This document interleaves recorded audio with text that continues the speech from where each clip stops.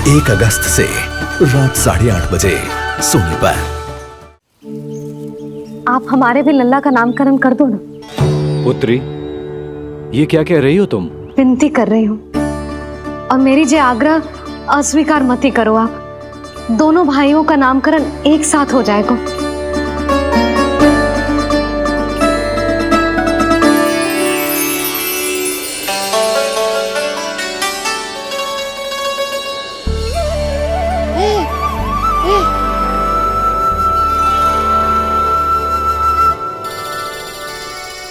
कितने प्यारे और निर्दोष बालक हैं।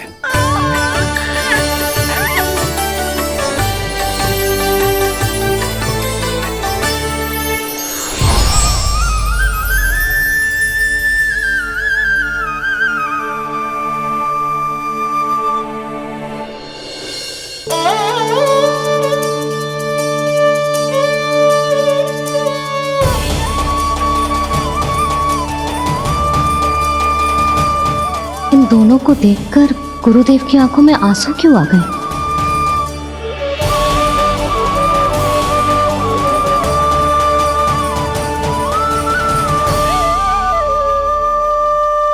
ये क्या कर रहे हैं ऋषिवर?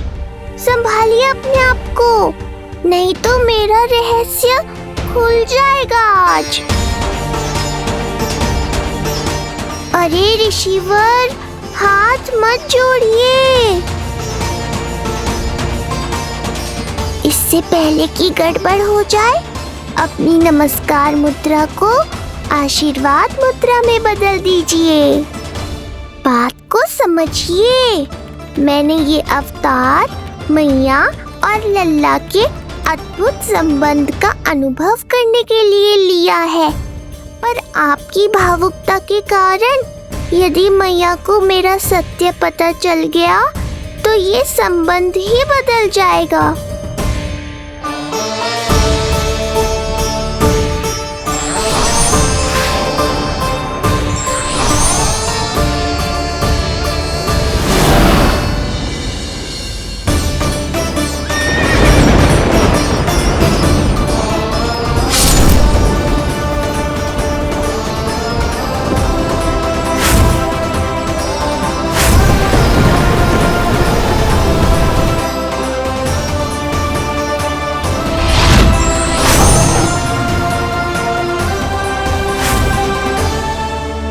अब आप सब कुछ जान चुके हैं ऋषिवर, इसलिए अब मेरे सामने हाथ जोड़कर मेरे सत्य को उजागर मत कीजिए। अपने शिष्य वसुदेव के पुत्र के रूप में मुझे आशीर्वाद दीजिए।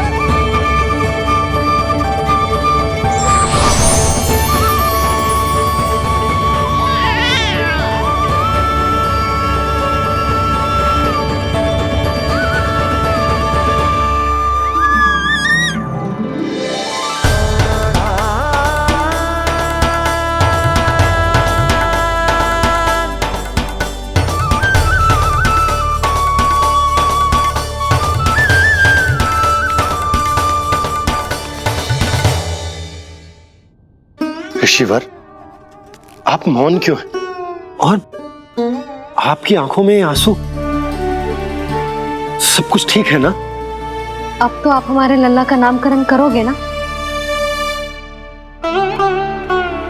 इन दोनों का नामकरण करना मेरा सौभाग्य होगा पुत्री।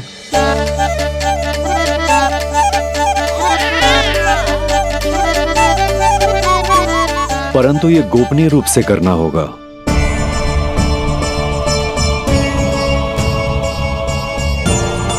अवश्य ही स्वामी का आग्रह होगा, ताकि कंस की बुरी दृष्टि हमारे पुत्र पर ना पड़े। ये तो बहुत महान ऋषि हैं, इन्हें कंस के अत्याचारों के बारे में अवश्य पता होगा। अपनी संतान का नामकरण संस्कार करना एक मां के लिए उत्सव से कम नहीं होता है, पर यह छुपकर करना होगा। आप दोनों को स्वीकार तो है ना? जैसी आपकी आज्ञा गुरुदेव। स्वीकार है गुरुदेव। तो फिर कहाँ करना है हमें नामकरण का प्रबंध? गुरुदेव, मंदिर सही रहेगा? उससे पवित्र स्थान तो हो ही नहीं सकता है। ऋषिवर, आप तनिक विश्राम कीजिए, हम लोग प्रबंध करते हैं। मैं कुछ समय इन बालकों के साथ व्यतीत करना चाहूंगा। ये तो इनका सौभाग्य होगा। हमें आज्ञा दीजिए।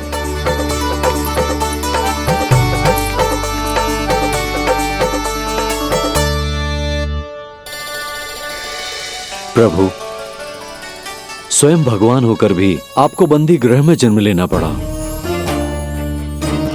अब अपनी मां को छोड़कर दूसरी मां के यहां पलना पड़ रहा है। जब से गोकुल आए हैं छुप छुप कर रहना पड़ रहा है। इतनी नन्ही सी अवस्था में दुष्ट कंस के कितने ही आक्रमणों का सामना कर चुके हैं आप। और जिस उत्सव में सभी सप्तऋषियों और सभी देवी देवताओं को साक्षी बनकर आना चाहिए, उस नामकरण उत्सव को यहां एकांत में करना पड़ रहा है। क्यों प्रभु, इतने कष्टों को सहकर ये अवतार क्यों लिया है आपने?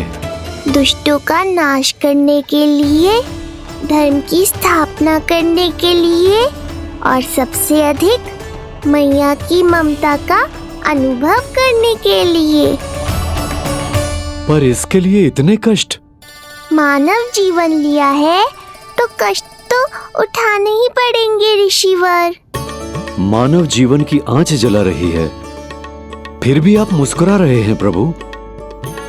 ये कैसा अनोखा अवतार है? आंच में जलकर भी यदि मैं नहीं मुस्कुराऊंगा तो अपने भक्तों को क्या शिक्षा दूंगा मैं? आज एक कंस का प्रकोप है, भविष्य में सहस्रों कंस होंगे और आने वाले युगों में होंगे अनगिनत कंस। उस समय मेरे भक्तों को पता होना चाहिए कि अपने कष्टों को कैसे सहना है और धर्म के पथ पर अडिग कैसे रहना है।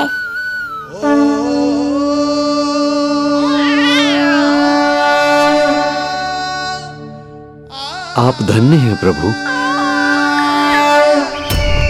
देखा अस्ति, जब सिंह दहाड़ता है तो वन के सभी जीव जंतु इकट्ठे हो ही जाते हैं। वो सब जो मेरा विश्वास पात्र होने का अधिकार और ये सिंहासन पाना चाहते हैं, सामने आए। बुद्धि के बिना बल अपंग होता है महाराज, और मेरे पास बुद्धि और बल दोनों हैं। आप केवल आदेश दीजिए किसका संहार करना है।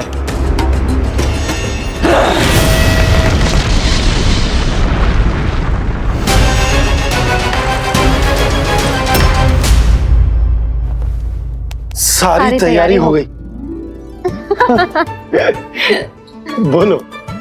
आप गुरुदेव को बुला लो, मैं रोहिणी जीजी और बालकों को ले आती हूँ। यशोदा, तुम रुष्ट तो ना हो ना मुझसे? मैं भला रुष्ट क्यों होने लगी? नहीं, तुम जो उत्सव बड़े धूमधाम से करना चाहती थी और बहुत प्रसन्न हूँ मैं कि हमारे लल्ला का नामकरण स्वयं ऋषि गर्ग पूरे विधि विधान से कर रहे हैं। मैं समझ गई, उत्सव बड़ा हो या ना हो, प्रसन्नता बड़ी होनी चाहिए। अरे मैं तो इतनी उत्साहित हूँ कि दोनों भाइयों का नामकरण आज के शुभ मुहूर्त पे हो रहा है। तो इससे पहले जो बीत जाए, जाओ। आप ही बुला लो।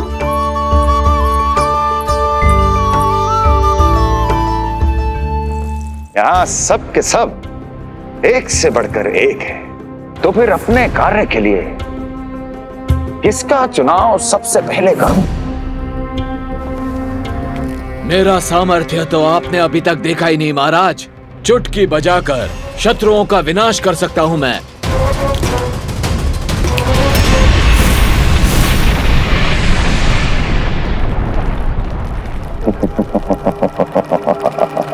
वाह! किंतु आपने तो बताया ही नहीं कि करना क्या है। वध। वध करना है, एक नवजात बालक का वध। उसे साधारण बालक मत समझना। गोकुल में नंद के घर पल रहा वो बालक विष्णु का अवतार है।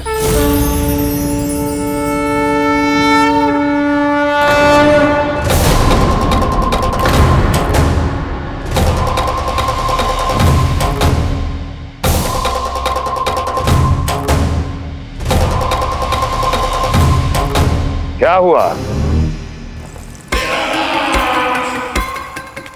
इतना सन्नाटा क्यों छा गया? क्षमा कीजिए महाराज, पर मैं नन्हे बालकों के साथ हिंसा नहीं करता। विष्णु अवतार बड़ा छलिया है महाराज, मैं उसका मुख भी नहीं देखना चाहता।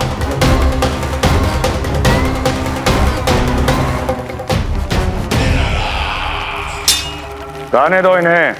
वैसे भी इस सिंहासन के लिए मुझे कायरों की कोई आवश्यकता नहीं। जाने दो।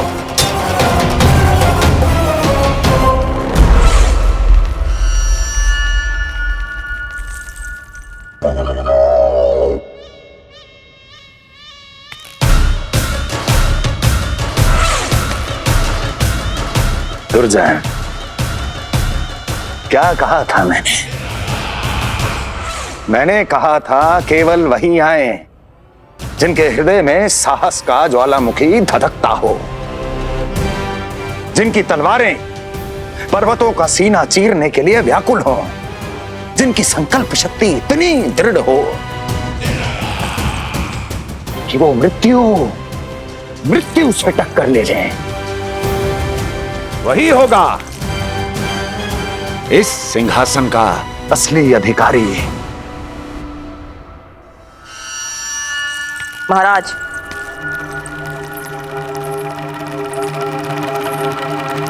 ना तो आपके दिए इस सम्मान का कोई मूल्य रह गया है और ना ही आपके भय का।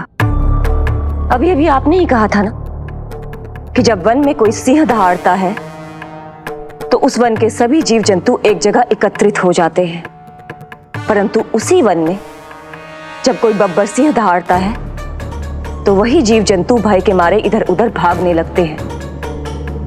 निश्चित ही वो बालक इन सब के लिए बब्बर सिंह बन चुका है। उसका भय हमारे साम्राज्य की नींव हिला रहा है महाराज।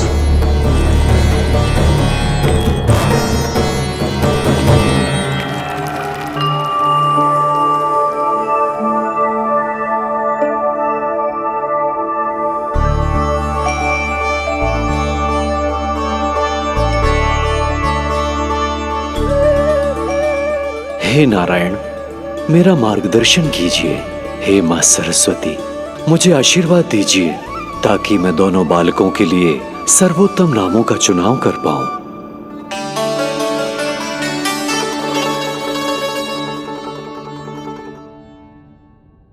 आपके पुत्र को बड़े भाई के कर्तव्य का निर्वाह करना है और इस दायित्व को प्रभु श्री राम से अच्छा किसने निभाया है? जैसा अटूट संबंध उनका अपने भाइयों के साथ था, मैं श्री नारायण से प्रार्थना करता हूं कि वैसा ही प्रेमपूर्ण संबंध इसका भी अपने छोटे भाई के साथ हो।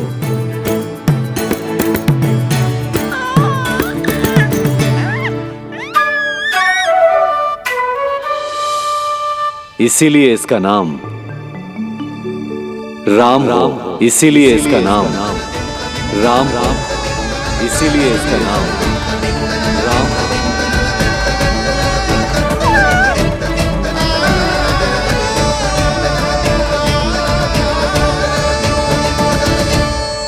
बड़े भाई में आदर्श, न्याय, संकल्प बल के साथ साथ शारीरिक बल भी होना चाहिए।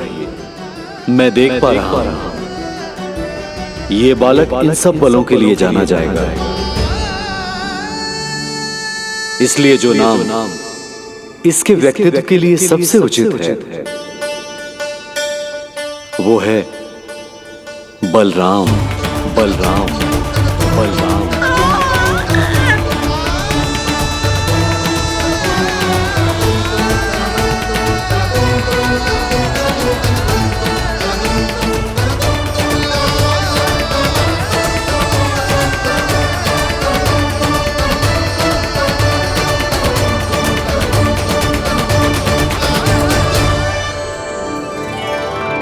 बलराम।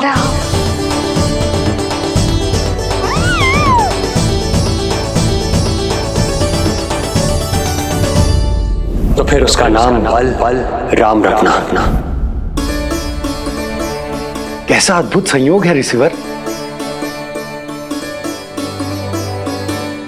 जब इसके जन्म की सूचना देने मैं वसुदेव भैया के पास मथुरा गया था, तब उन्होंने भी यही नाम रखा था, बलराम।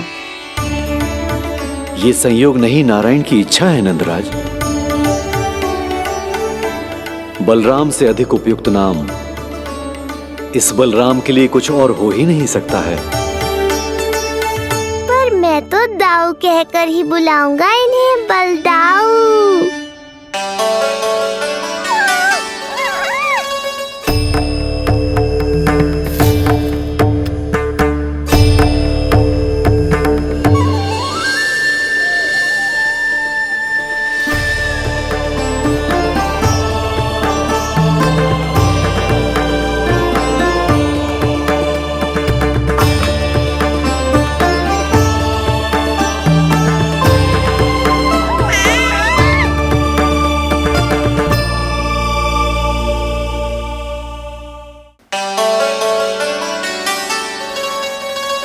सुना पुत्र, आज से तुम्हारा नाम होगा बलराम। बलराम बलराम।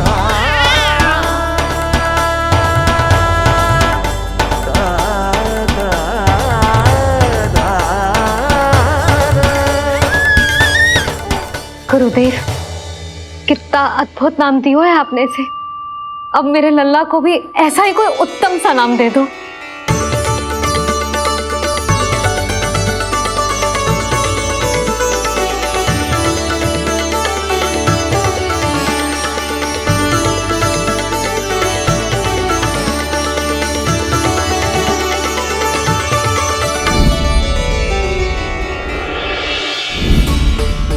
ये कठिन दायित्व आपने ही मुझे सौंपा है प्रभु।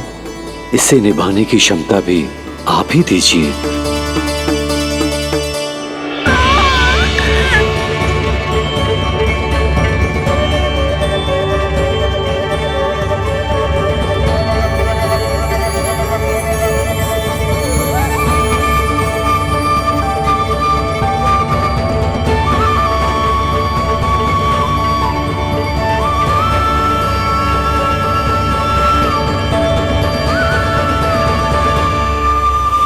कृष्ण कृष्ण कृष्ण कृष्ण कृष्ण कृष्ण कृष्ण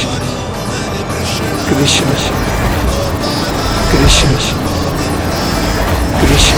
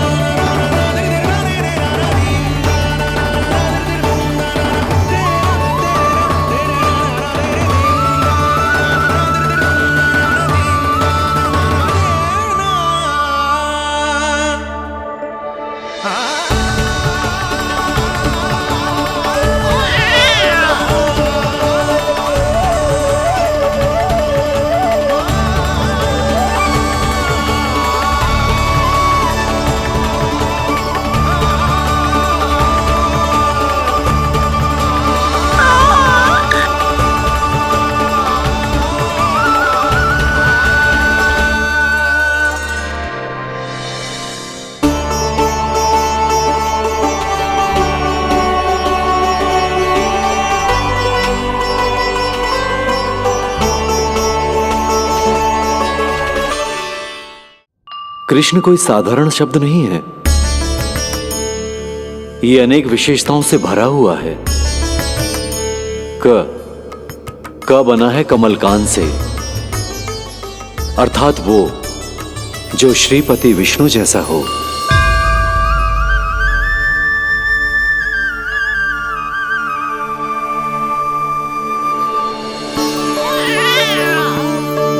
री की उत्पत्ति हुई है श्री राम से, अर्थात वो जो सबके हृदय में बस जाए। श ऐश्वर्य के स्वामी विष्णु के लिए, अर्थात वो जो समृद्धि लेकर आए।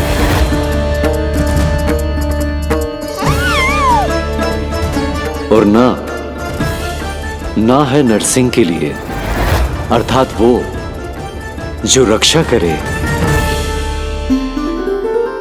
और अंत में आकार की मात्रा सूचक है अग्निदेव का, अर्थात वो जो स्वयं तप कर सबको पवित्र कर दे।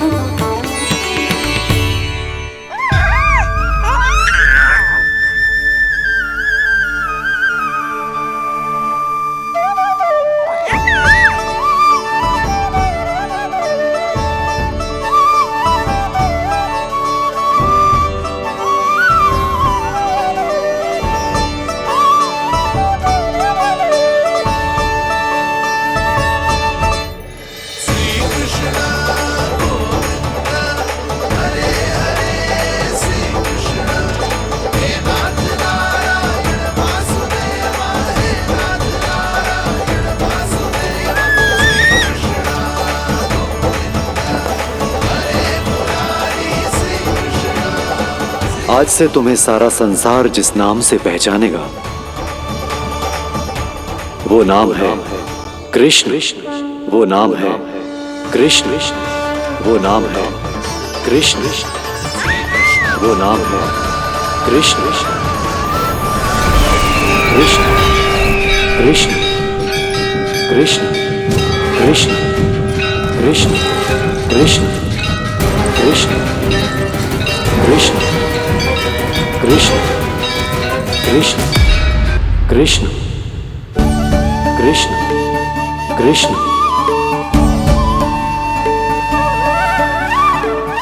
यशोमती मैया के नंद लाला, यशोमती मैया के नंद लाला। असुरी कार्य करने वालों के लिए कृष्ण नाम का अर्थ एक और भी होगा। वो घनी अंधेरी रात जिसमें इसने जन्म लिया, पर इससे जो प्रेम करते हैं उन सभी के लिए कृष्ण नाम का अर्थ होगा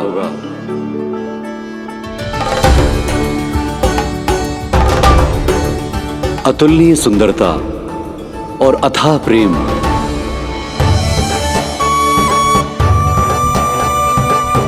इन दोनों विशेषताओं का साक्षात स्वरूप होगा ये कृष्ण।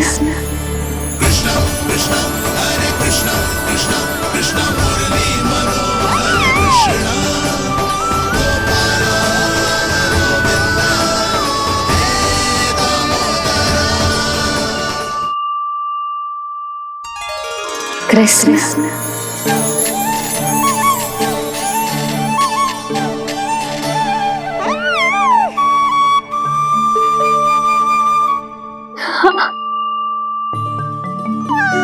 और जो मानवता के शत्रु हैं उनके जीवन में ये नाम अशांति, असुरक्षा, भय उत्पन्न करेगा, पर सात्विक प्रवृत्ति के व्यक्तियों के लिए ये नाम शांति, संतोष और सुख का सूचक होगा।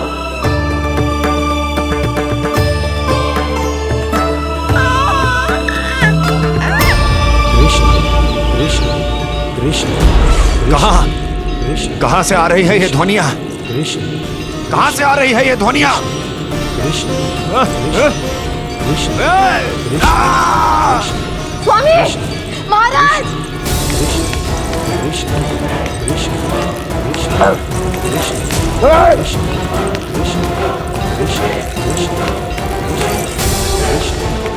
कैसी ध्वनि महाराज?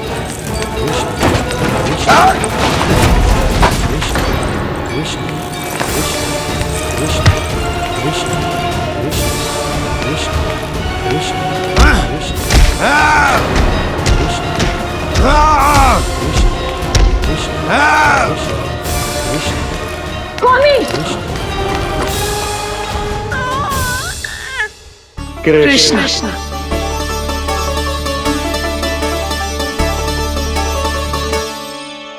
कृष्ण,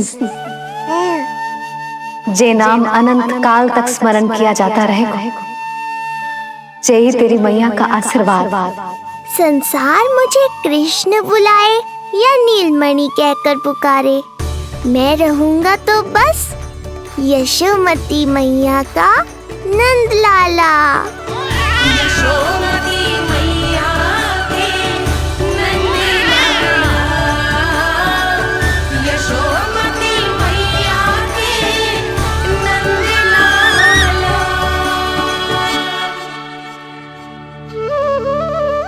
गुरुदेव, आपने मेरे लल्ला को इतना प्यारा नाम दिया है, उसके लिए आपका बहुत बहुत धन्यवाद। एक बार गोपियों को पता चलेगा तो देखना कैसे रटने लगेंगी मेरे लल्ला का नाम। इससे पहले कि आप सब बाहर जाकर किसी और को बताएं, एक कर्मकांड शेष है। नामकरण के बाद पिता को आशीर्वाद के रूप में कुछ न कुछ उपहार बालक को अवश्य देना चाहिए।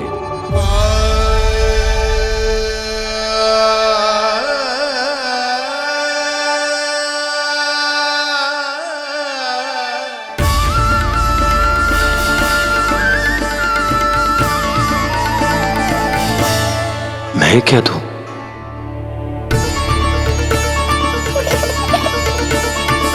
वासुदेव मेरे शिष्य हैं और उनकी अनुपस्थिति में यह दायित्व मैं निभाऊंगा।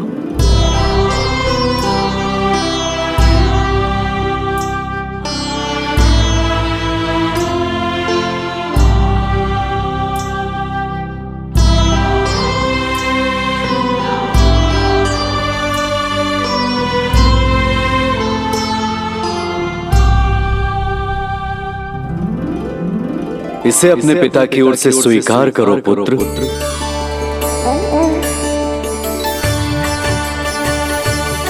कल्याण हो।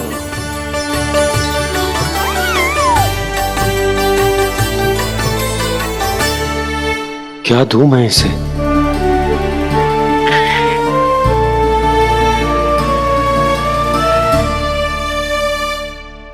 आप सोच क्या रहे हो? आशीर्वाद दो ना अपने कृष्ण को। अच्छा, सोच रहा हूं कि लल्ला को क्या दूं?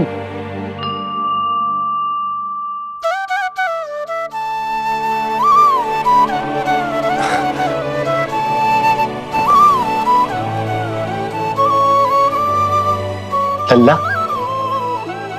तू स्वयं ही बता दे, तुझे क्या चाहिए?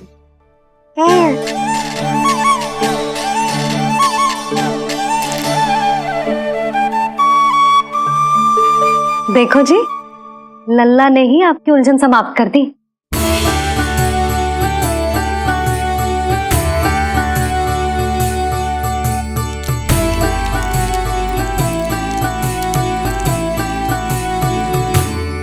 मेरा आशीर्वाद कि तेरा जे नाम कृष्ण तेरी प्रजा के लिए बहुत हितकारी हो। गुरुवर, आप भी इसे आशीर्वाद दें। जिनके आशीर्वाद से ये पूरा संसार संचालित होता है, उन्हें मैं क्या आशीर्वाद दूं?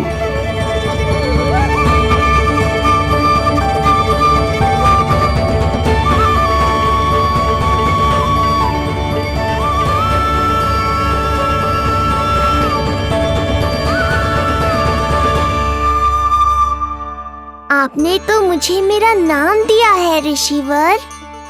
ये तो मेरा सौभाग्य था प्रभु कि आपने इस कार्य के लिए मुझे चुना।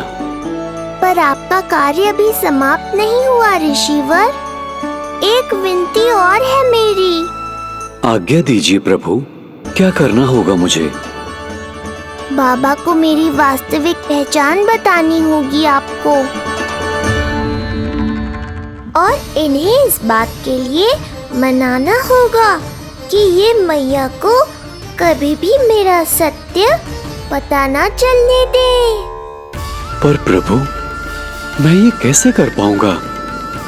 आप ही कर पाएंगे ऋषिवर, क्योंकि अब आप इस कृष्ण अवतार के मुख्य उद्देश्य को जानते हैं। बंद करो, बंद करो ये ध्वनिया। कौन सी ध्वनिया? ये ध्वनिया बंद करो, बंद करो।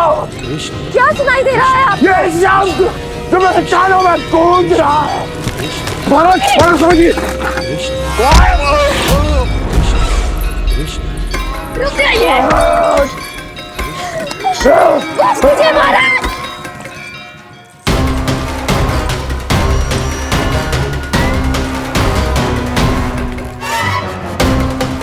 आप भूल रहे हैं कि आप मथुरा नरेश है, कंस है आप। और किसी भी व्यक्ति, वस्तु या घटना से महाराज कंस इतने व्यथित नहीं हो सकते कि वो सुदबुद्ध खो बैठे। स्वयं को संभालिए महाराज। बंद हो गई, बंद हो गई, बंद हो गया वो स्वर, बंद हो गई वो ध्वनिया। काफी। यूं मत सोचना कि मैं तुम्हें सुन नहीं रहा था। तुम सत्य कह रही हो। मैं कंस हूं। किसी भी व्यक्ति, वस्तु या घटना से व्यथित नहीं हो सकता। दुर्जन! जी महाराज। इस सिंहासन को पुनः स्थापित करो। यदि कोई भी योग्य इसे स्वयं सिद्ध करने नहीं आता तो मुझे पता है मुझे क्या करना है, कैसे उस दुष्ट बालक का संहार करना है। मैं भली भांति जानता हूं। ये दायित्व आपको ही निभाना होगा ऋषिवर। इससे दो लाभ होंगे। एक तो मेरे बाबा कंस के कारण होने वाली चिंता से मुक्त हो जाएंगे और आवश्यकता पड़ने पर मेरी पहचान को मैया से सुरक्षित रखने में सहायता भी करेंगे।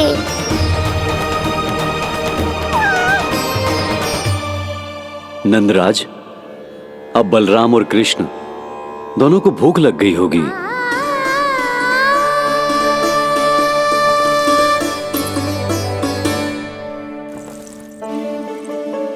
प्रणाम गुरुदेव। प्रणाम गुरुदेव।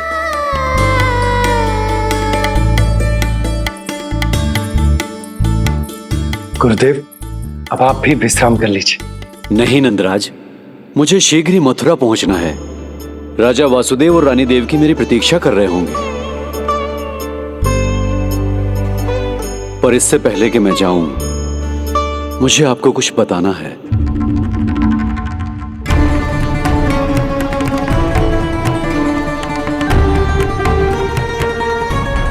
गुरुदेव, आपके ललाट पर बल पड़ गए।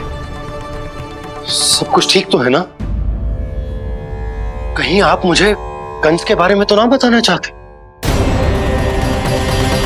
गुरुदेव, मैं जानता हूं कि कंस नवजात शिशुओं की हत्या करवा रहा है।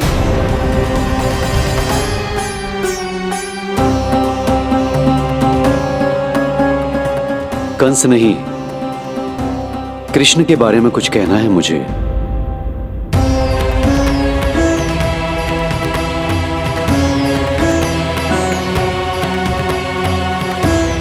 बताइए गुरुवर। मैं एक ऐसा सत्य बताने जा रहा हूं नंदराज, जो है तो वरदान, पर उसे स्वीकारना आपके लिए बहुत कठिन होगा।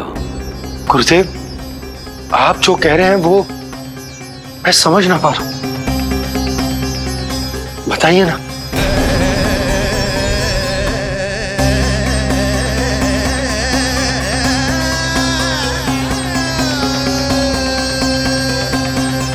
बताइए ना गुरुवर।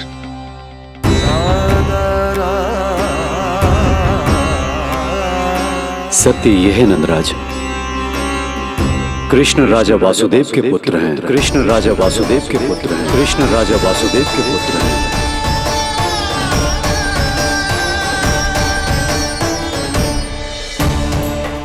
और वो कोई साधारण बालक नहीं है। स्वयं श्री हरि विष्णु के अवतार हैं और वो कोई साधारण बालक नहीं है। स्वयं श्री हरि विष्णु के अवतार हैं।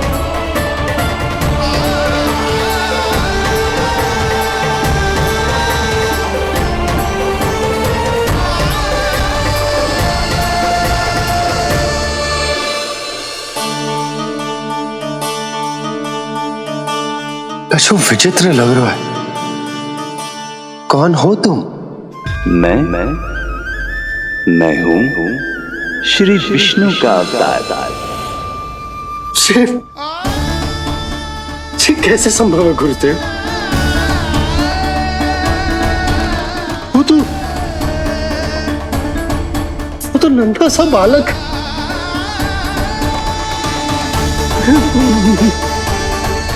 वो श्री नारायण का अवतार कैसे हो सकता है? और गुरुदेव आप ये सोच भी कैसे सकते हैं कि वो मेरा लल्ला वसुदेव भैया का पुत्र है? यही सत्य है नंदराज। पिछले जन्म में मिले वरदान का फल है ये।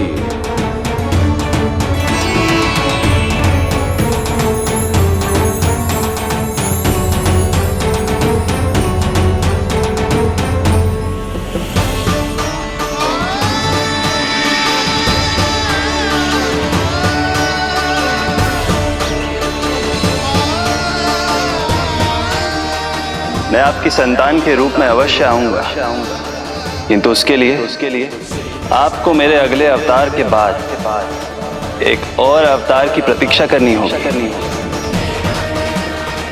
क्योंकि अगले जन्म के लिए मैं पहले ही ये वरदान माता देवकी को दे चुका हूं। इस समय मैं विवश हूं, किंतु मैं आपको वचन देता हूं, आपकी संतान बनकर अवश्य आऊंगा। प्रभु, श्री हरि को अपने सामने देखकर मेरी व्याकुलता का बांध टूट गया है। 2 जन्म बहुत बड़ा समय होता है स्वामी। अपने पुत्र के रूप में हरि को गोद में खिलाने के लिए अब मैं और 2 जन्मों तक प्रतीक्षा नहीं कर सकती। धरा!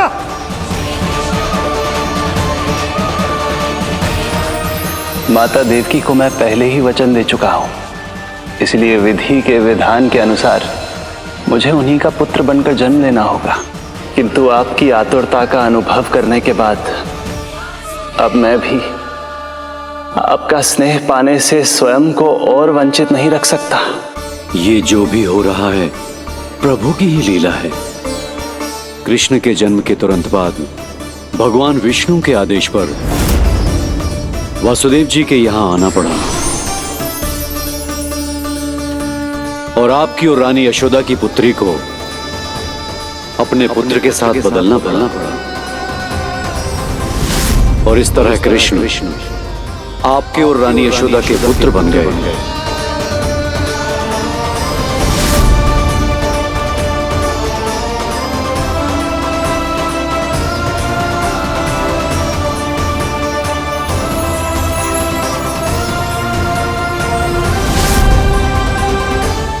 आपने सही कही थी गुरुदेव। जिस सुनने में तो वरदान ही लगता, पर इसे स्वीकार करना उतना ही कठिन। जब यशोदा को इस बात का पता चलेगा तो उसे कैसा लगेगा? अपने नाम का अर्थ अच्छे से सुनो है ना तूने?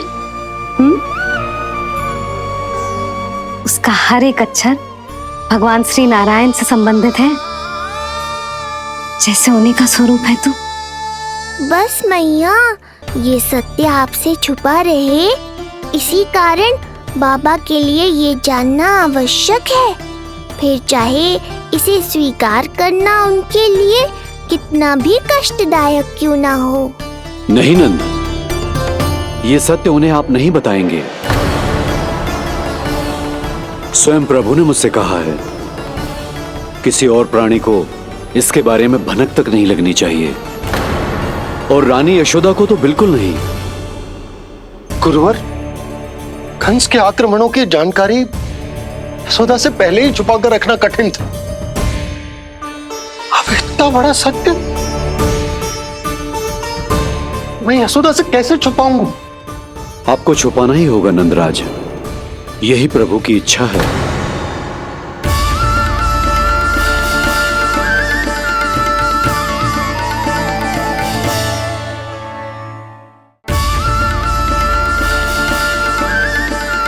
और क्यों गुरुवर? ताकि नारायण अपनी मैया की ममता का अनुभव कर पाए। यही तो उनके अवतार का मुख्य उद्देश्य है। मुख्य उद्देश्य? हाँ नंदराज, नर नारायण के अवतार में अपनी तपस्या करते समय प्रभु ने जो अनुभव किया था, उसके कारण ममता के सुख का अनुभव करने के लिए प्रभु व्याकुल हो उठे थे। ऐसा क्या हुआ था, मुझे भी बताइए। हो सकता है ये बात इस सत्य को स्वीकार करने में मेरी सहायता करे। बहुत समय पहले की बात है। अनेक देवी देवता परम प्रभु विष्णु के पास बैकुंठ गए थे। वहां प्रभु की आंखों में आंसू देखकर वो सभी स्तब्ध रह गए।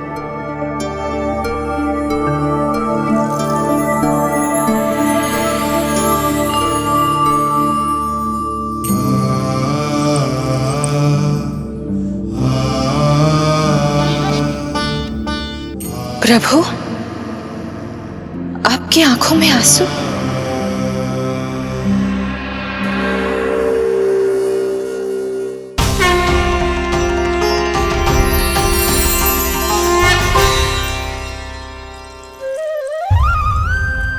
चिंता मत कीजिए, आप सब तो जानते हैं हिरण्यकश्यप को मारने के लिए मैंने नरसिंह अर्थात आधे मानव और आधे सिंह के रूप में अवतार लिया था। उस राक्षस का वध करने के बाद नर और सिंह दोनों भागों ने अलग अलग होकर नर और नारायण के रूप में पुनः जन्म लिया। वर्तमान में वो दोनों बद्रिकाश्रम में तपस्या कर रहे हैं।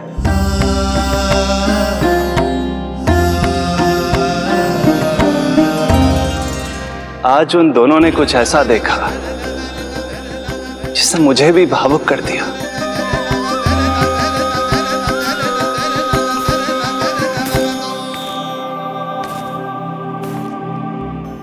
सखा, ये युवक कौन है? निकट के एक गांव के धनी व्यापारी का पुत्र है ये।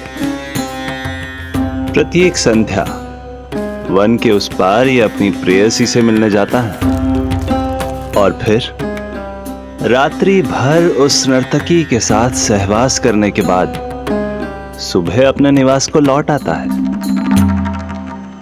यदि यही इसका नित्य क्रम है तो फिर आज ये इतने तनाव में क्यों है?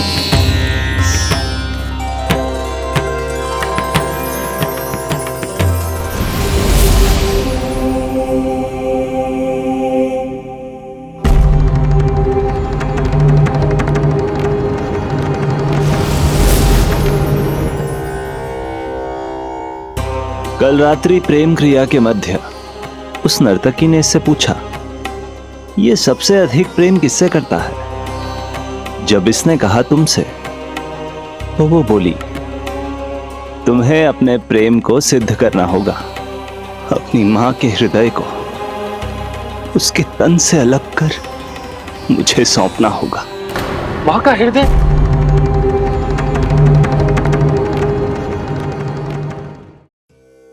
फिर क्या हुआ प्रभु? वो लाया अपनी मां का हृदय? ये जिज्ञासा यक्ष प्रश्न बनकर पूरे दिन नर और नारायण के मस्तिष्क में कौंधती रही। उन्होंने संध्या होने तक वहीं नदी किनारे प्रतीक्षा करने का निर्णय लिया ताकि वो ये जान सके कि क्या वो युवक अपनी क्रूर प्रेयसी को छोड़ेगा या वासना में अंधा होकर अपनी ही माता की हत्या करने का जघन्य अपराध करेगा। अब उसके वन पार करने का समय बीत चुका है। युवक ने विवेक का परिचय दिया है सखा। हे प्रभु, आपका कोटि कोटि धन्यवाद।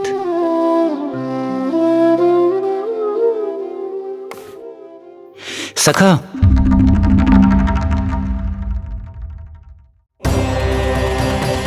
सखा मुझे बताओ, जो अकल्पनीय था कहीं वो घट तो नहीं गया?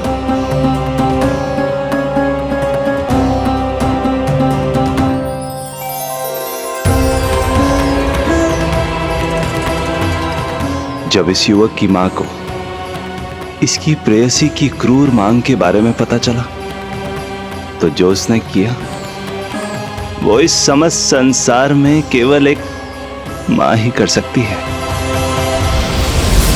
बस इतनी सी बात?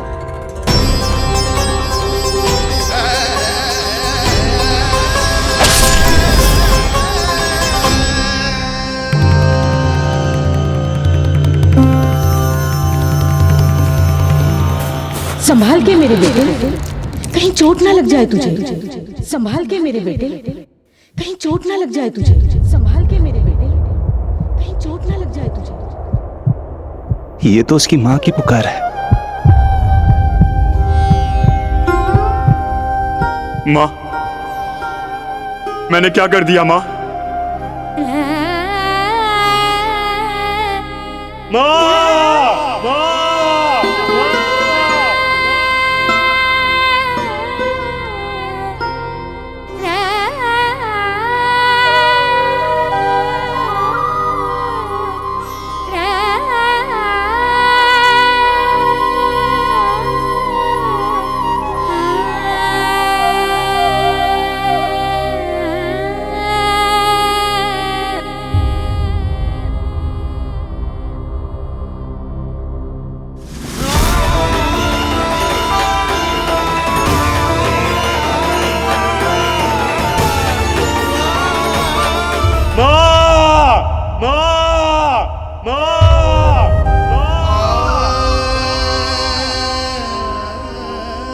इस घटना से केवल नर और नारायण ही भावुक नहीं हो गए थे, बल्कि बैकुंठ में बैठे श्री हरि की आंखों में भी आंसू आ गए थे।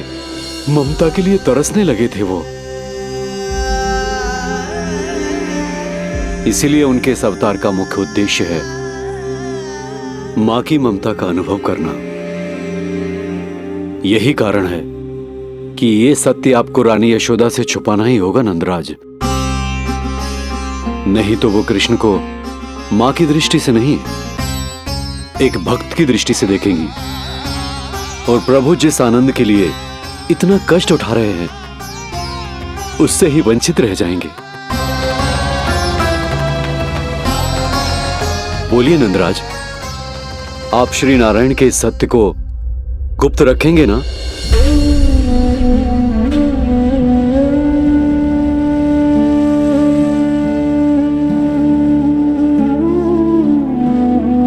प्रभु ने मुझे कैसी दुविधा में डाल दिया है गुरु।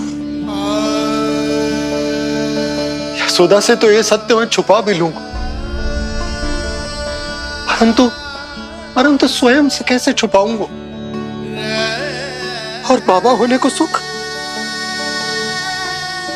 उसको अनुभव कैसे कर पाऊंगा? जो हो रहा है और जो भी होता है सब उनकी ही इच्छा से होता है नंदराज। इसलिए आगे का मार्ग भी वही दिखाएंगे।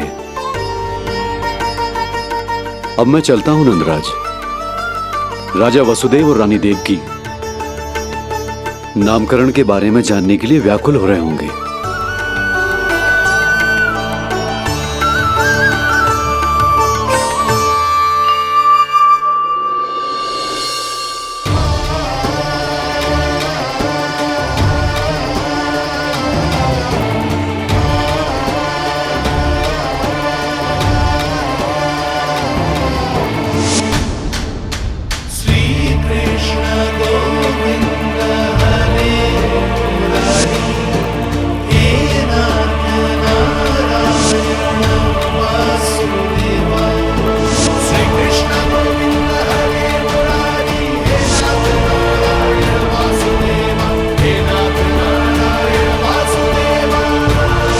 सत्य यह है नंदराज, कृष्ण राजा वासुदेव के पुत्र हैं।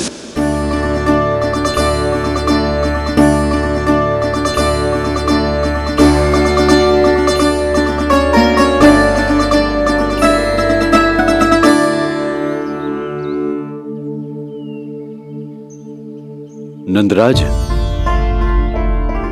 अपने आप को संभालिए और शांत चित्त से घर लौटिए। और हां, स्मरण रखिए कि प्रभु ने आपको बहुत ही बड़ा उत्तरदायित्व सौंपा है, आपको उसे निभाना ही होगा।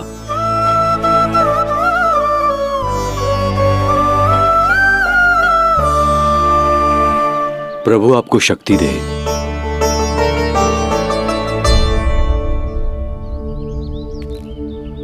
आप बहुत सौभाग्यशाली हैं नंदराज, जो प्रभु आपके घर पल रहे हैं। उनके बारे में सोचिए जिनके यहां प्रभु ने जन्म लिया है।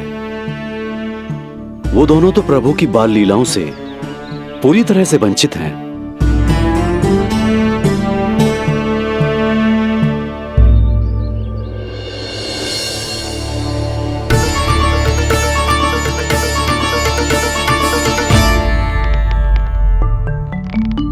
कहाँ रह गए तेरे बाबा लल्ला? जे आए क्यों ना अब तक?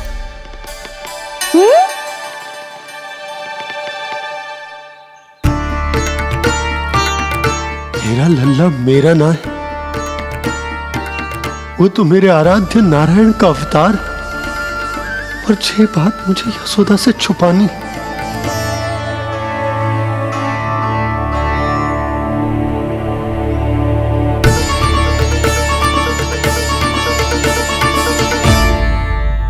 बाबा वहीं खड़े मत रहो, अब आ भी जाओ ना।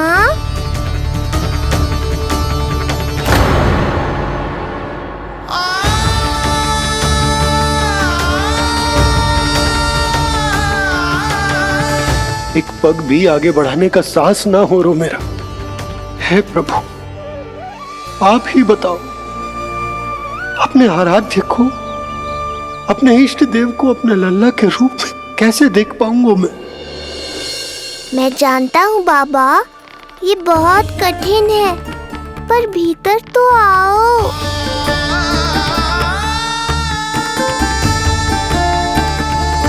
अब आ भी जाओ बाबा, ऐसे बाहर कब तक खड़े रहोगे आप?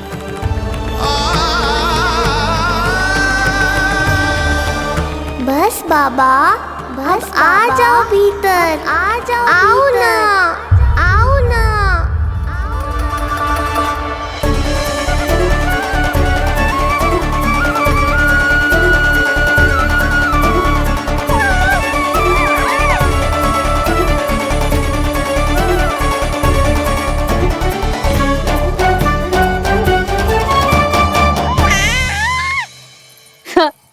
समझो?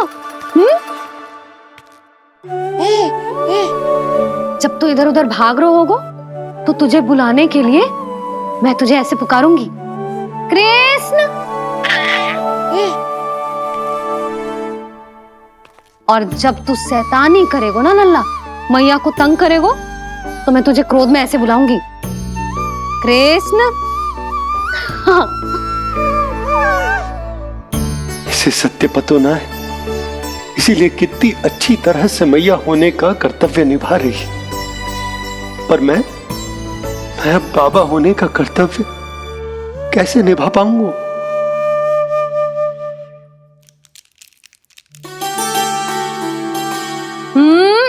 सावधान। इतनी अच्छी लगी तुझे बाबा की दीजे माला, कि मुंह में ले लियो तूने? मुंह में लेने की वस्तु ना है लल्ला। जैसे यशोदा आपको एक मैया की तरह सीख दे रही है, मैं आपको बाबा की तरह शिक्षा कैसे दे पाऊंगा प्रभु?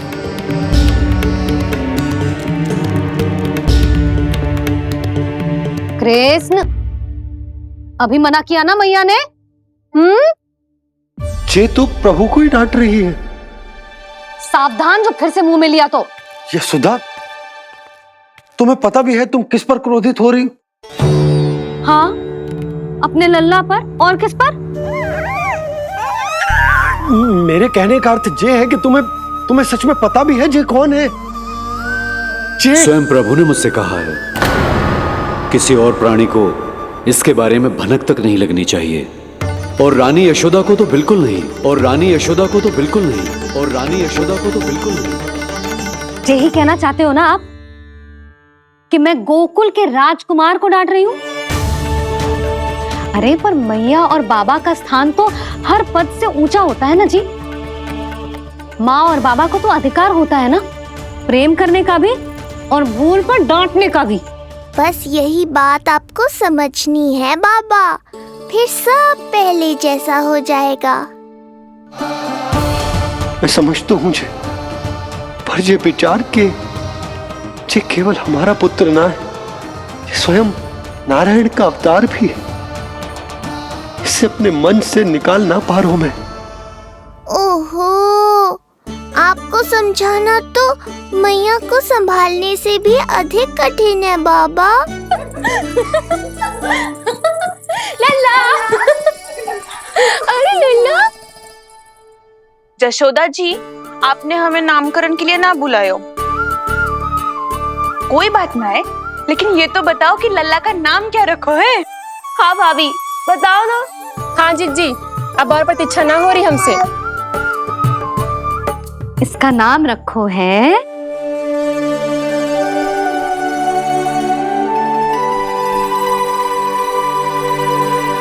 कृष्ण। कृष्ण? बहुत प्यारा नाम है, लेकिन थोड़ा कठिन है। मैं तो इसे किशन बुलाऊंगी। सही कहो, मैं भी इसे प्रेम से किशन ही कहूंगी। क्यों किशन? मेरे लिए तो जे किसना है।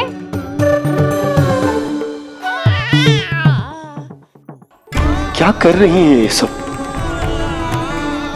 बाबा, इन सब के लिए मैं केवल कृष्ण हूँ, भगवान नहीं।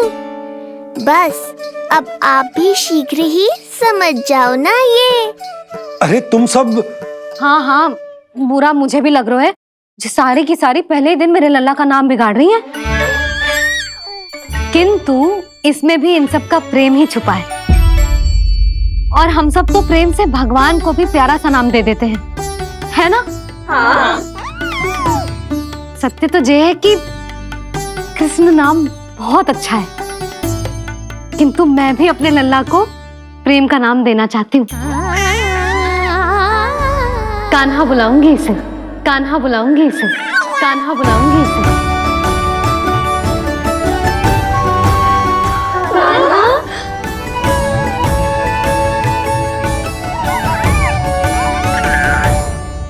कान्हा,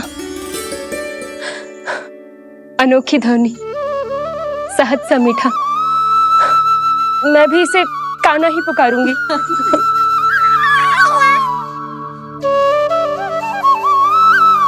आप भी बुलाओ ना इसे। आप एक बार बुलाकर तो देखो, झट से पलट कर देखेगा आपको ये हमारा नटखट कान्हा। प्रभु, ये सब आपका सत्य ना जानती, पर मैं जानता हूं। अब इस मुख से आपका नाम केवल भक्ति भाव से ही निकल सकता है, वात्सल्य भाव से ना। जी की लल्ला का भी तो नामकरण हुआ था ना अपने लल्ला के साथ। हाँ भाभी, क्या नाम रखा गया है इसका? हाँ, बताओ ना। हाँ भाभी, बोलो ना, बताओ ना जीजी। ना, देखो, एक मैया से उसके लल्ला का नया नाम बताने का आनंद मैं ना छीन सकती। यदि तुम सबको कान्हा के दाऊ का नाम जानना है तो चलो सबके सब रोहिणी जीजी के पास। हाँ, सही कहो। मैं अभी आई। हाँ,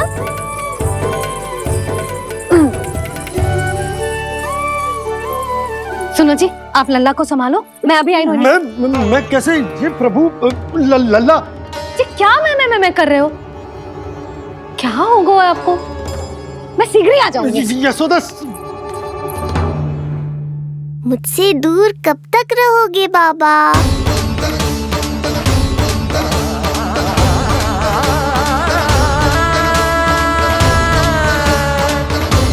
एक बार बार मेरी ओर देखो तो सही।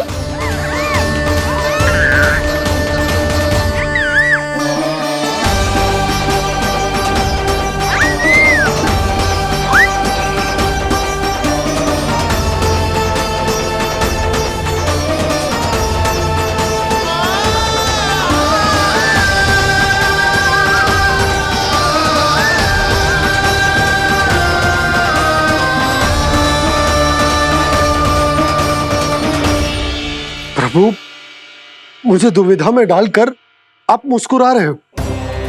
ये कैसी परीक्षा है?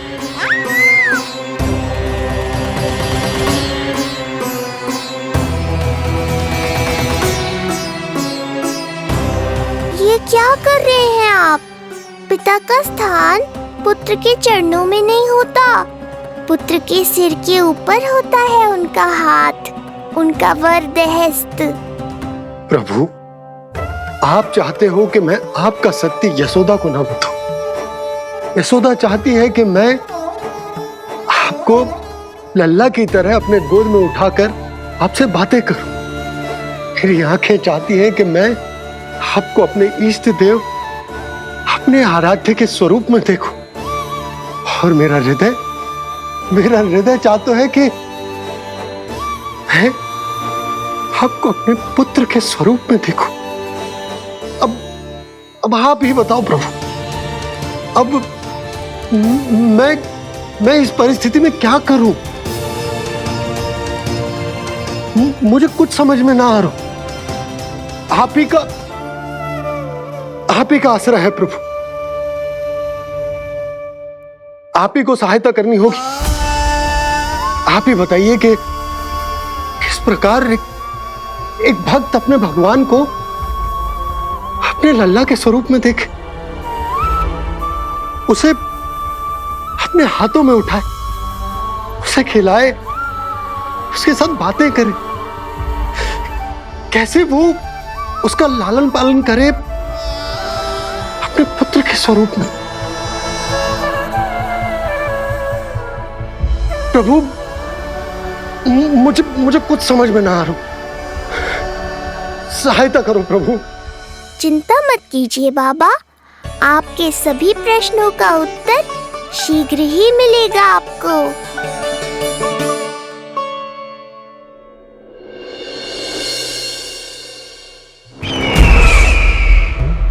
ऋषि गर्ग पधारे हैं महाराज।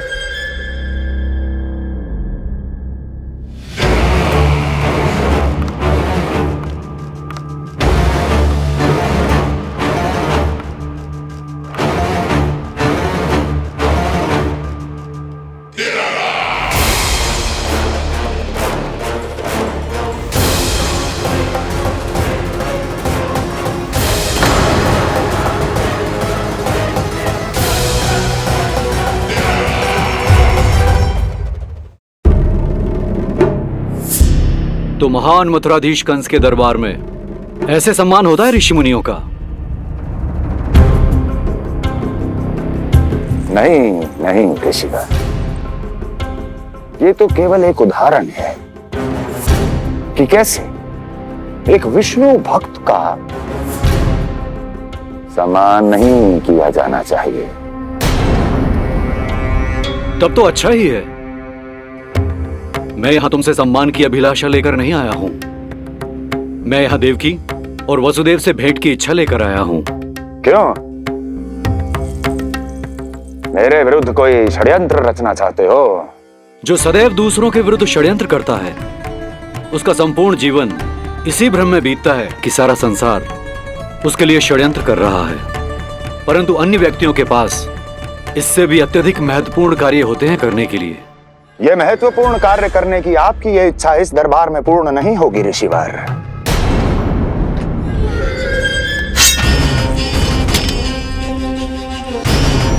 मैं आपको उन दोनों से भेंट करने की आज्ञा नहीं दूंगा। कैसे रोकोगे मुझे? कैसे? बड़ा ही विचित्र प्रश्न है, किंतु इसका उत्तर बड़ा ही सरल है ऋषिवर। जानते हैं, मेरे दिन का आरंभ कैसे होता है। किसी ना किसी का संहार करके। और यदि एक संहार और हो जाएगा तो मुझे क्या अंतर पड़ेगा। स्वयं से एक प्रश्न पूछो कंस, स्वयं से एक प्रश्न पूछो कंस। मेरा संहार करने के लिए, मेरा संहार जिस संकल्प शक्ति की आवश्यकता है, संकल्प शक्ति की आवश्यकता वो है तुम मैं, वो है तुम मैं। कर पाओगे मेरा संहार? जिस संकल्प शक्ति की आवश्यकता है, जिस संकल्प शक्ति की आवश्यकता है वो है तुम मैं, वो कर पाओगे मेरा संहार?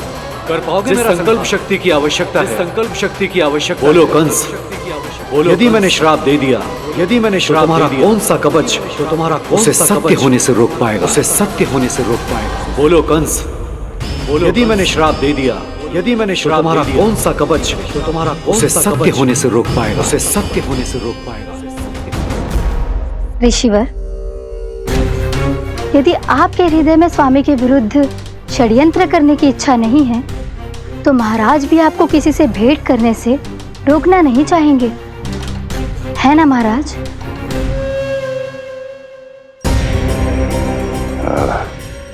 हाँ, आप उन दोनों से भेंट कर सकते हैं।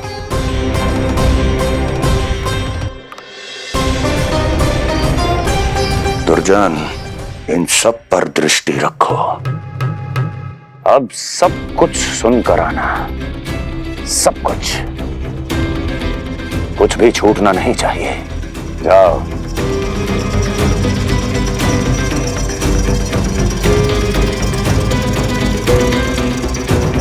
लगता है प्राप्ति राजकार्य सीख रही है मुझसे।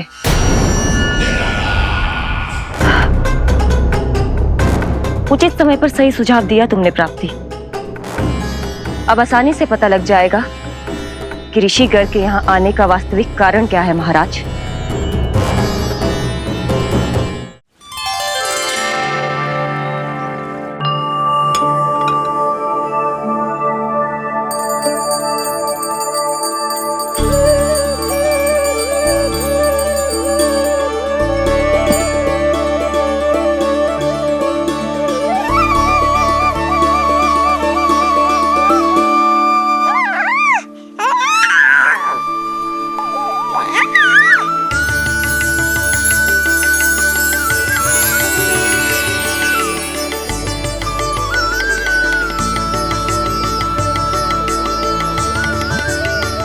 स्वयं नारायण मेरे घर में है तो ये फूल उनके चरणों में क्यों चढ़ा रहा हूं? तैयार होगा मेरा लल्ला। किंतु बुरी दृष्टि वाला टीका लगाना तो भूल ही गई तेरी मैया। अभी आ।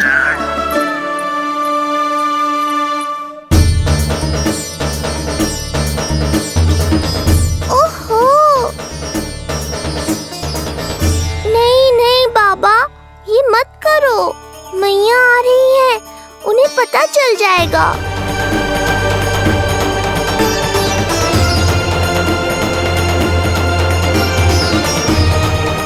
ये फूल तो आपके चरणों के लिए ही बने हैं प्रभु, इन्हें स्वीकार करें। बाबा, ये सत्य मैंने आपको अपना साथ देने के लिए बताया था, अपने आप को फंसाने के लिए थोड़ी ना।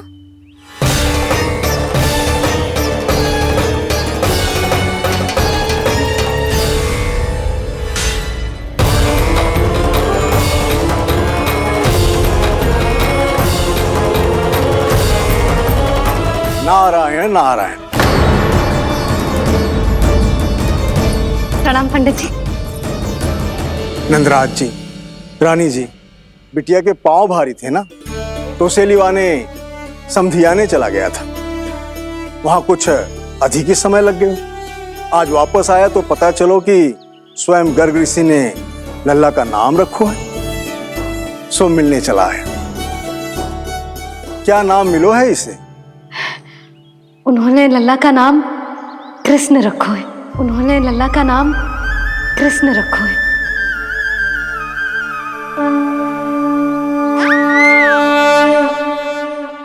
कृष्ण, आहा, उत्तम, अति उत्तम, बहुत मधुर नाम है।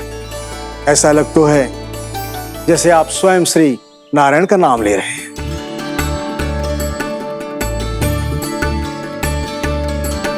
स्थिति को और गंभीर मत बनाओ पंडित जी। आपको तो बाबा के प्रश्नों का उत्तर देना है। एक बार मेरी ओर देख लो, आपको स्वयं ही पता चल जाएगा कि आपको इस समस्या को कैसे सुलझाना है।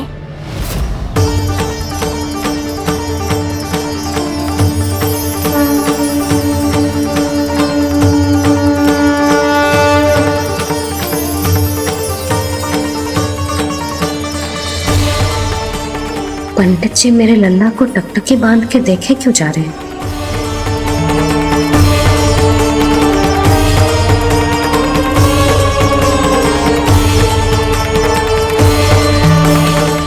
स्थिति को और गंभीर मत बनाओ पंडित जी। आपको तो बाबा के प्रश्नों का उत्तर देना है। एक बार मेरी ओर देख लो, आपको स्वयं ही पता चल जाएगा कि आपको इस समस्या को कैसे सुलझाना है।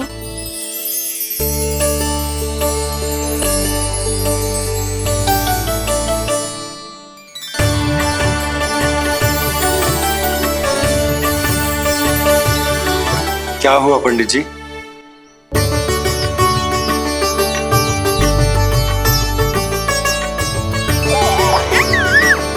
बधाई हो लल्ला, इतना प्यारा नाम मिलो है तुम्हें। नंदराज जी, जब भी मैं लल्ला को देखता हूं तो मुझे भगवान श्री राम की झलक दिखाई देती है। क्यों ना दिखाई देगी, उन्हीं के तो अगले अवतार हैं ये। कभी कभी तो मन में विचार आता है कि एक वो भी समय था जब भगवान इस धरती पर अवतार लेते थे और हम मानव के बीच में घूमते फिरते खाते पीते थे और अपनी लीला दिखाते थे। मुझे तो लगता है पंडित जी कि कितने भाग्यवान थे महाराज जनक और महारानी सुनैना। उन्होंने माता सीता को जन्म न दियो और महारानी कैकई जिन्होंने प्रभु राम को जन्म न दियो, फिर भी उनके पालन पोषण का सौभाग्य प्राप्त हुआ उन्हें। कल्पना करो पंडित जी, कितने पुण्य अर्जित किए होंगे उन्होंने पिछले जन्म में। कितनी तपस्या की होगी कि जिनकी गोद में सारा संसार है वो श्री नारायण और माता लक्ष्मी उनकी गोद में खेले।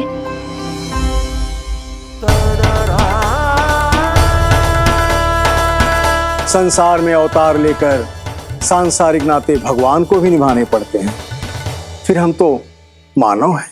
संसार में अवतार लेकर सांसारिक नाते भगवान को भी निभाने पड़ते हैं, फिर हम तो मानव हैं।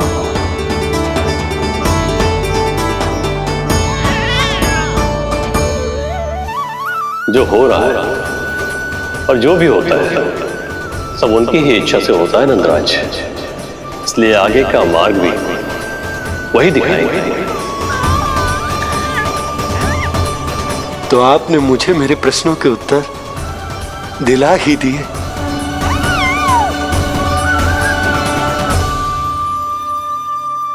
मैं भी क्या क्या बातें करने लगा। लगता है नाना बनने की प्रसन्नता का प्रभाव है जे। हमारी बिटिया को लक्ष्मी हुई है ना। बधाई हो पंडित जी, बहुत बहुत बधाई हो। मैं मैया और उसकी बिटिया से अवश्य मिलने आऊंगी। बधाई हो पंडित जी। अब मुझे आज्ञा दीजिए, वैद्य जी से कुछ औषधियां लेनी है मुझे। नारायण नारायण।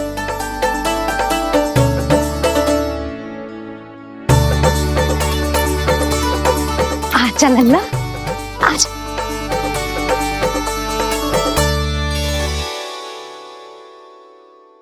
लक्का टीका। सुनो जी, तनिक कान्हा को संभालो, मैं यूं गई और यूं आई।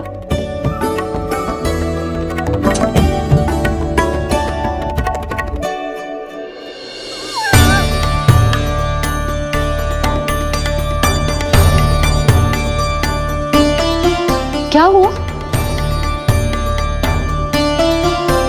मैं देख रही हूं नामकरण के बाद से एक बार भी आपने कान्हा को गोद में ना लियो है? सब ठीक है ना? हाँ, सब ठीक है। अब सब ठीक है। लो मेरा लल्ला।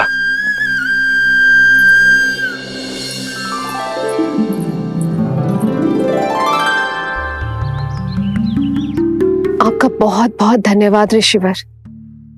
यादवों का कुलगुरु होने के नाते ये तो मेरा कर्तव्य था पुत्री। मुझे क्षमा कर दे लल्ला। कुछ समय के लिए मैं अपने कर्तव्य से भटक गया था। सब कुछ पूरे विधि विधान से संपन्न हुआ है।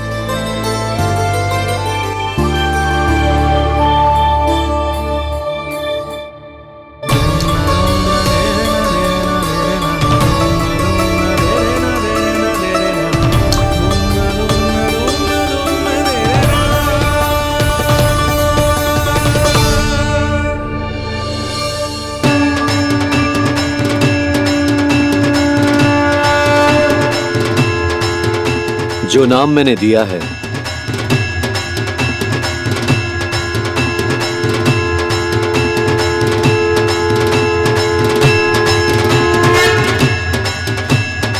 आप मुझे क्षमा कर दो बाबा, मैंने आपको इतनी दुविधा में डाल दिया।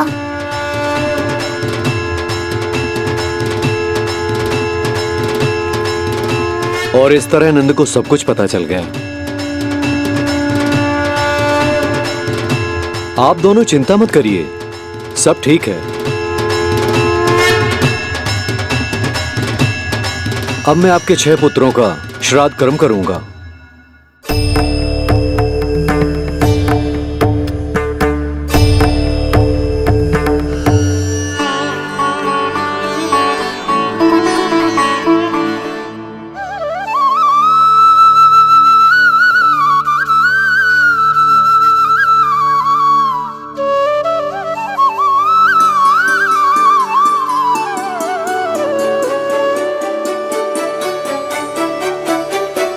कान्हा,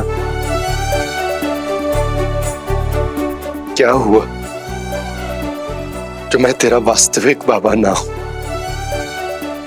क्या अंतर पड़ तू कि तुम मेरे आराध्य के अवतार हो? महत्वपूर्ण बात तुझे है कि मुझे तुम्हारे साथ मुस्कुराने को, तुम्हें खिलाने को, तुम्हारा ध्यान रखने को,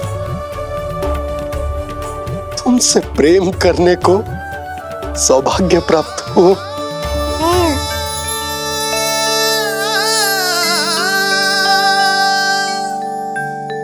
बाबा, सत्य जानने के बाद अब आपको केवल प्रेम ही नहीं करना है, मुझे डांटना भी है जब मुझसे कोई भूल हो जाए या मैं कोई शरारत करूं। तुमने मुझसे कुछ कही कान्हा,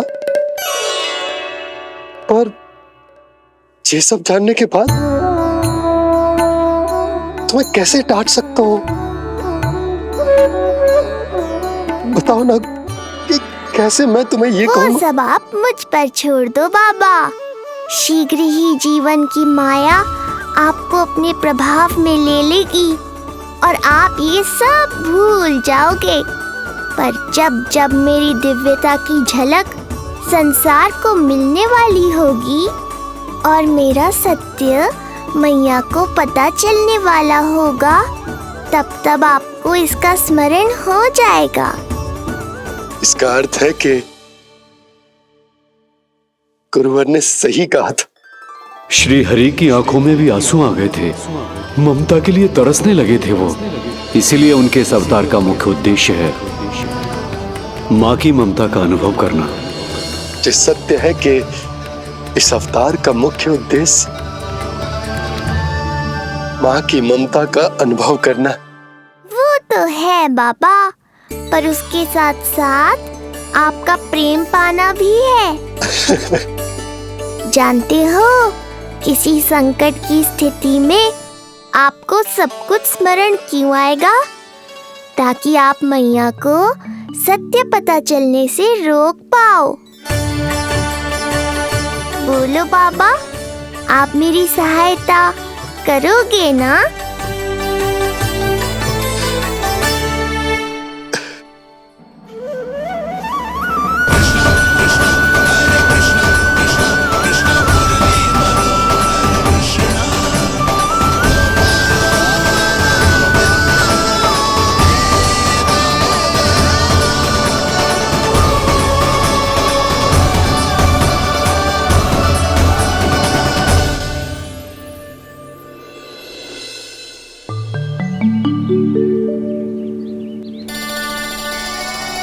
अब तो मेरा कान्हा बैठना सीख गया।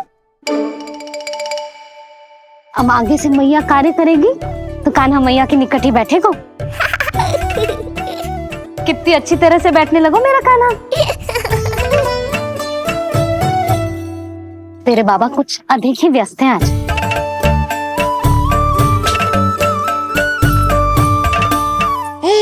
और अब आप भी व्यस्त हो गई, तो मेरे साथ खेलेगा कौन?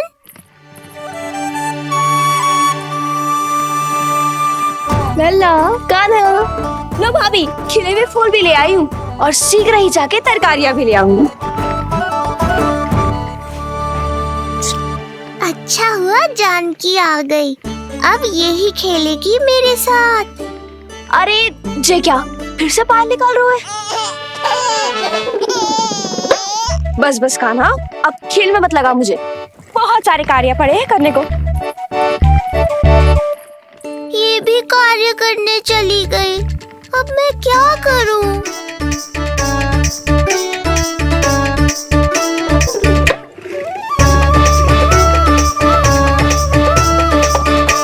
सब व्यस्त है, मेरे लिए किसी के पास समय ही नहीं है। लगता है इनका ध्यान बटाने के लिए अब मुझे कुछ करना ही होगा।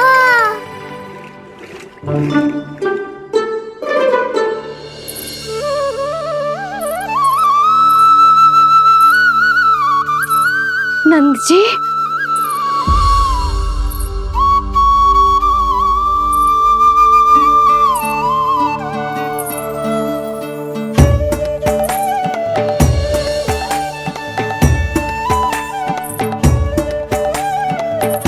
जानकी, देखो मेरा लल्ला पहली बार घुटने के बल में चल रहा है।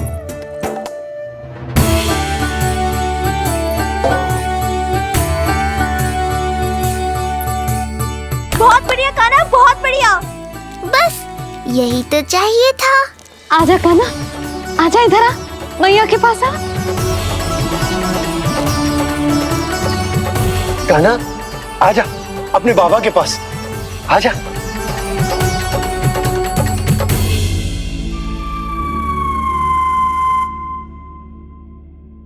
मैंने कहा था ना बाबा, शीघ्र ही आपको सांसारिक माया जकड़ लेगी और आप सब भूल जाओगे। देखा मेरे लल्ला को, अभी अभी तो इसने चलना सीखो है और अभी से इतना प्रवीण हो गए हो। आपका लल्ला, मेरा लल्ला मुझ पे गया है जी, इसीलिए तो इतनी शीघ्र इतना प्रवीण होगा, है ना लल्ला? आज लल्ला, आजा अपने बाबा के पास, आजा।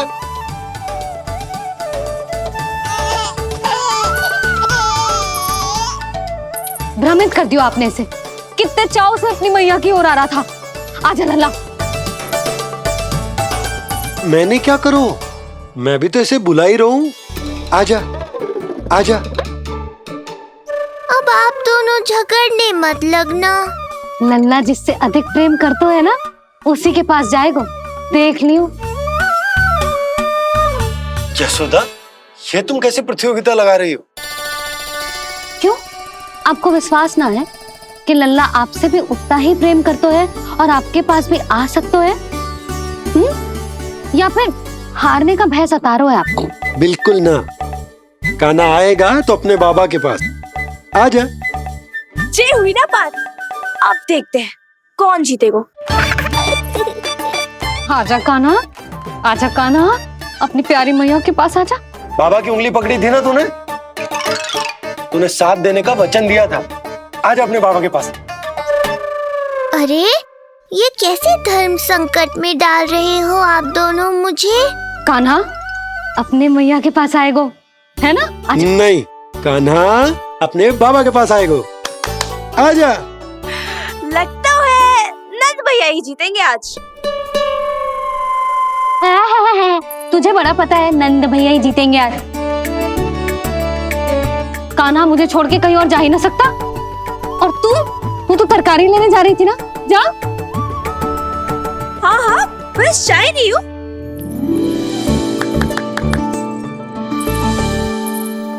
लल्ला देख, मेरे पास आएगो तो माखन मिलेगो, बहुत अच्छा माखन मिलेगो। आजा। कान्हा मेरे पास आएगो ना तो बहुत अधिक माखन मिलेगो। आजा आजा आजा।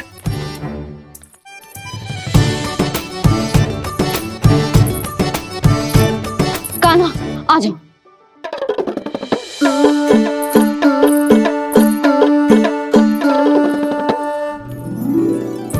जानकी के पीछे जा रहा है, कहीं से जानकी से अधिक प्रेम तो ना होगा? ना लल्ला ना। क्यों रे लल्ला, जे करेगा तू मेरे साथ है? यशोदा, ये सब परिहास की बात, सबका कोई विशेष अर्थ ना है। कहीं ऐसा तो ना है क्योंकि मैं आजकल इस पर अधिक ध्यान न दे पा रही तो इसे जानकी से लगाव होगा है? क्योंकि सारा दिन तो मैं कुछ ना कुछ कार्य करती रहती हूँ। सुनो जी, इसे भ्रम तो ना होगा कि इसकी मैया है कौन? यशोदा, ऐसा कभी हो सकता है क्या? तुम कुछ अधिक ही सोच रही हो। वही तो, किसी संतान को अपनी मैया के बारे में भ्रम हो ही नहीं सकता ना। जे आपके पीछे भी चला जाता ना तो ठीक था, किंतु जे तो जानकी के पीछे चला गया।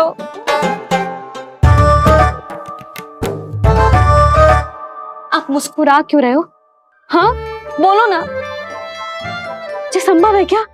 लो, तुम्हारी इस प्रतियोगिता के चक्कर में मैं तो भूल ही गया कि उपनंद भैया को लेन देन बताना है। वो मेरी प्रतीक्षा कर रहे होंगे। मैं चलता हूँ। अरे किंतु मैंने जो पूछा वो तो बताया ही ना आपने। एक बार तुम्ही ने कही थी कि मैया अपने लल्ला के मन की बात उसके बिना कहीं जान लेती, तो पूछ लो अपने कान्हा से।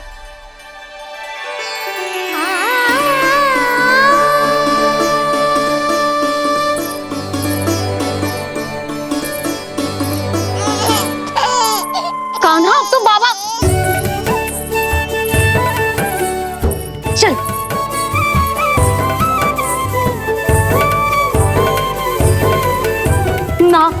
ना लल्ला, कछु और ना। बाबा से प्रेम है, जानकी से प्रेम है, बस अपनी मैया से ना है ना। अरे मैया, ऐसी बात थोड़ी ना है। 9 माह तक पेट में कौन पालती है? मैया। दूध कौन पिलाती है? मैया। देखभाल कौन करती है? मैया। बस उसी मैया से प्रेम ना है, से सभी से प्रेम है तुझे। तो ठीक है फिर, अब बात भी उन्हीं से करियो।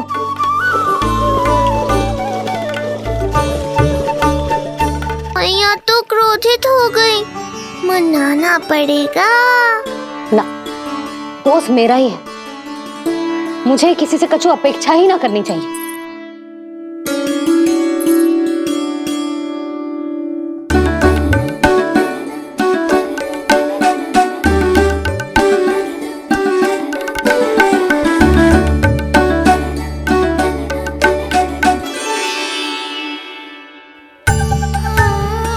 आहा, अब स्वयं को प्रेम चाहिए तो चापलूसी कर रहे हो?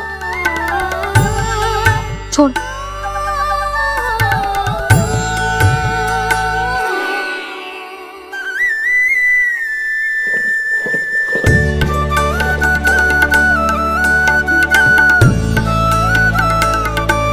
ना, अब बिल्कुल ना आऊंगी तेरे झांसे में।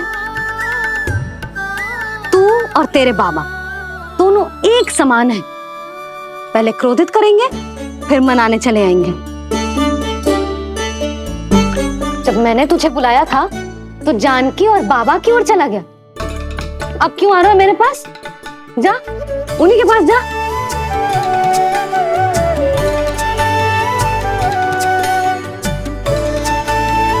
देख लल्ला, अब अपनी जे प्यारी सी मुस्कुराहट दिखा के ना मुझे मनाने का प्रयास मत ही कर। मैंने कान्हा कहाँ गया? कहाँ गया कान्हा?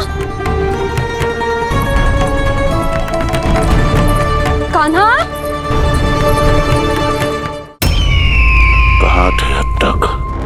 पहले ही क्यों नहीं बताया कि ऋषि गर्ग की क्या योजना है? बता, क्या देखा, क्या सुना?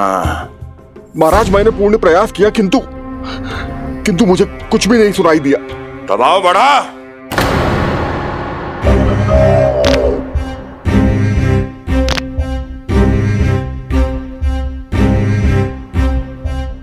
अब ये सुना या ये भी सुनाई नहीं दिया? महाराज, मुझे क्षमा करें महाराज, मैंने सुनने की बहुत चेष्टा की किंतु मुझे कुछ भी नहीं सुनाई दिया। महाराज, मेरा विश्वास करें।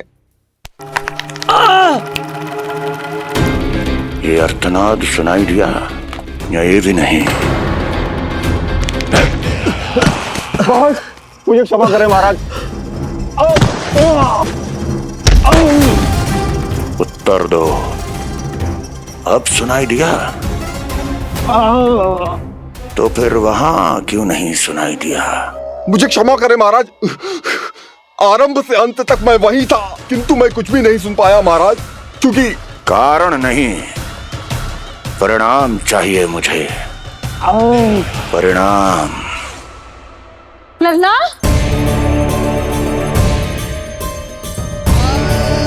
लल्ला कहाँ छुप गए तू? कान्हा, कान्हा, सामने आजा मेरे लल्ला। कहाँ है?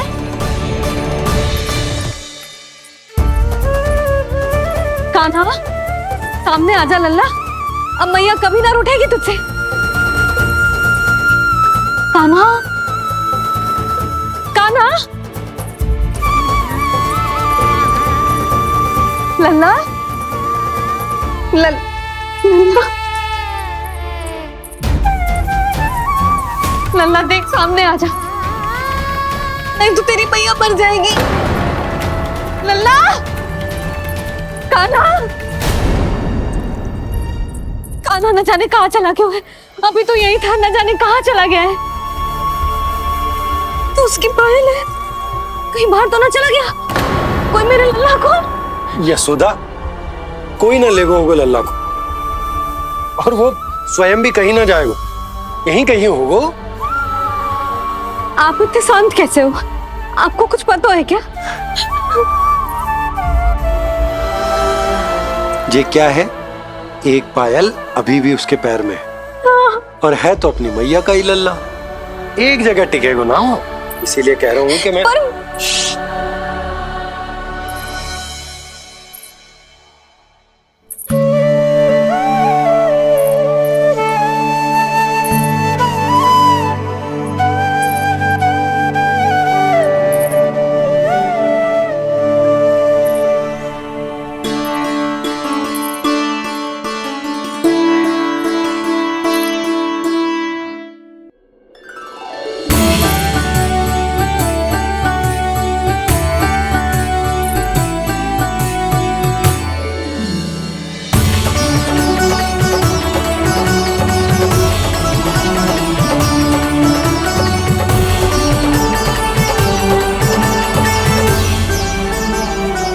दो पल बाद ढूंढ लेते मैया बाबा, माखन तो चख पाता मैं।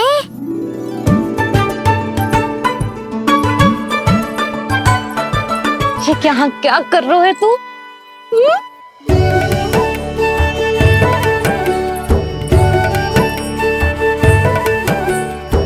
आज ही घुटने के बल चलना सीखो है और आज ही अपनी मैया को दौड़ा दियो तूने। ये जो छोटी छोटी पैया है ना, इनमें पायल ना बेड़ियां पहनाऊंगी मैं।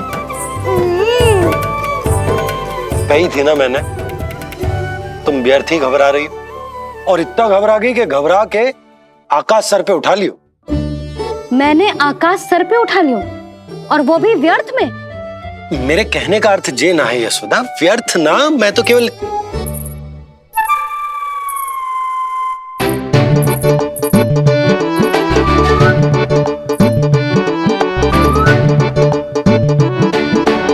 इसका अर्थ ये है कि कान्हा जानकी के पीछे ना जा रहा था। जब आप भी बाहर जा रहे थे तो जे आपका पीछा ना कर रहा था। इसे तो बस बाहर जानो है। क्या चल रहा है? हाँ, चल चल अंदर चल। बाहर जानो है? अभी अभी घुटने के बल चलना सीखो है और अभी से बाहर जाना है? असंभव। क्यों? क्यों का क्या मतलब? इतने छोटे से बालक को कोई बाहर ले जाता है क्या? हाँ यशोदा, यदि ये बाहर ना जाएगो तो संसार के बारे में समझेगो कैसे? सुनो, इसका निष्क्रमण संस्कार भी आज ही करा देते, सीधा इसे मंदिर लेकर जाते। ना ना, इतनी शीघ्रता की कोई आवश्यकता ना है। जे देखो देखो बाहर कितनी धूप है। धूप कहाँ है यशोदा? बादल है बाहर तो। हाँ तो वर्षा हो गई तो मेरा कान्हा भीग जाएगा, उसका स्वास्थ्य बिगड़ जाएगा ना। बहाने क्यों बना रही हो यशोदा? तुम भी जानती हो कि ये वर्षा वाले बादल ना है, और कब तक इसे भीतर रखोगी? तुम भी इसके साथ वही कर रही हो जो रोहिणी भाभी ने इसके बलदाऊ के साथ किया। मैया मान जाओ ना। और उस दिन तो तुम रोहिणी भाभी को इतना अच्छे से समझा रही थी, आज तुम्हें क्या होगा? अभी तो इसने घुटने के बल चलना सीखो है यशोदा। अभी इसे बाहर ना लेकर गए ना, तो जब ये पांव पर खड़ा होना सीखेगो ना, तो अकेले ही बाहर भाग जाएगो। नाना, मेरा कान्हा अकेले कहीं ना जाएगा। यशोदा, तो फिर अभी इसे ले जाने दो और गोकुल घुमाने दो।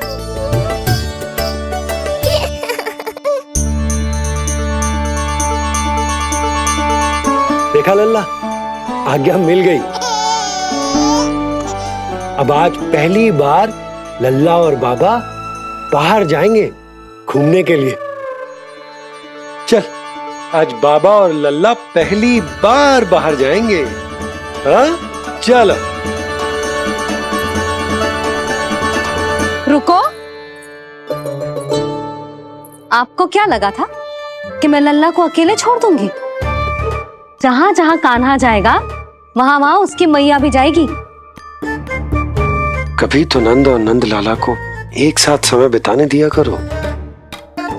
कुछ कही आपने? नहीं।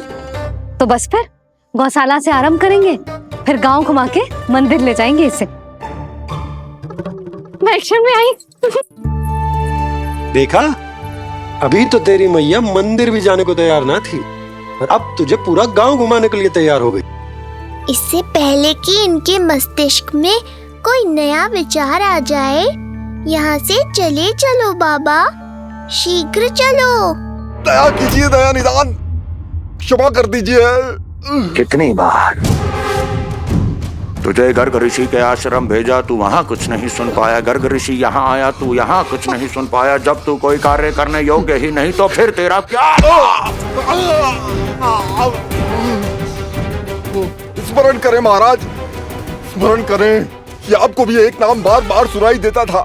आप अपने कानों पे हाथ रख के यहाँ वहां घूम रहे थे, छटपटा रहे थे, किंतु हम में से किसी को भी उसका स्वर नहीं सुनाई दे रहा था। महाराज, स्मरण कीजिए। कृष्ण कृष्ण कृष्ण कृष्ण कृष्ण। जैसे उस बालक के जन्म के समय आपके कानों में ध्वनियां गूंज रही थी।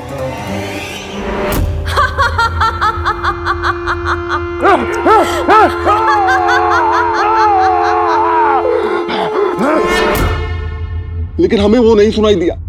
ठीक उसी तरह महाराज, उस समय मेरे कानों में भी एक शंखनाद गूंज रहा था, और उसकी ध्वनि ने मुझे कुछ भी नहीं सुनने दिया महाराज। और मुझे लगता है कि ये सब उसी विष्णु की कोई माया है, या फिर श्राद्ध के नाम पर ये सब मिलकर कोई योजना बना रहे हैं। महाराज, इस निर्दोष को मारने से क्या होगा? मैंने तो आपसे पहले ही कहा था कि उन दोनों को महल से बाहर मत जाने दीजिए।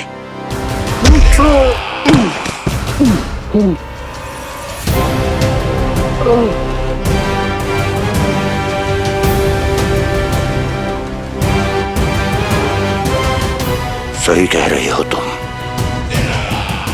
इसको मार के क्या होगा?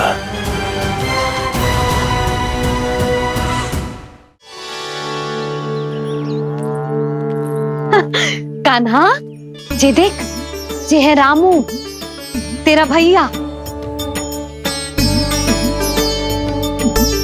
और जे है सबला, तेरी मौसी।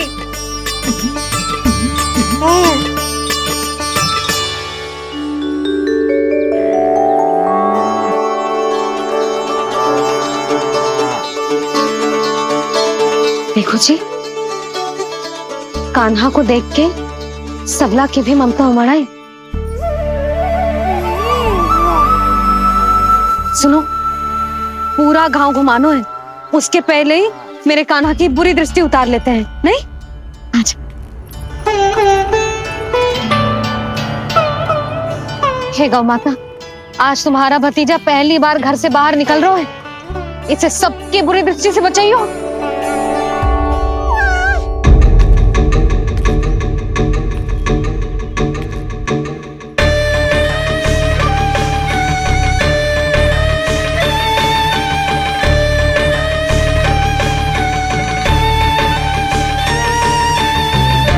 नारायण नारायण।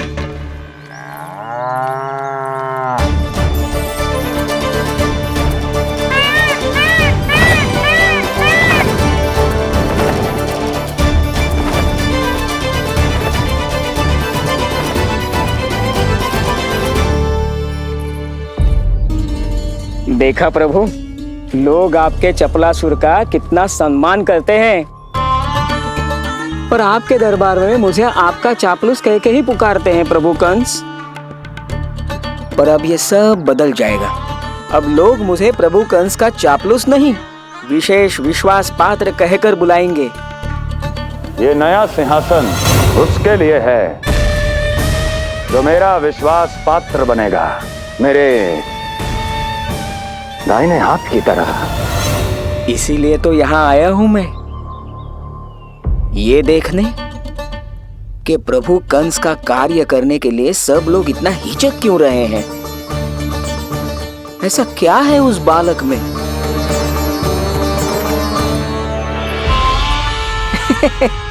नारायण।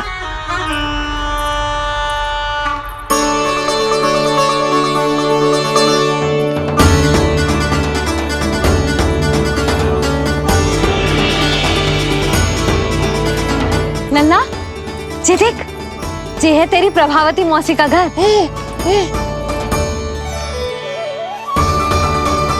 और वो देख, वो रहा तेरे दाऊ का घर।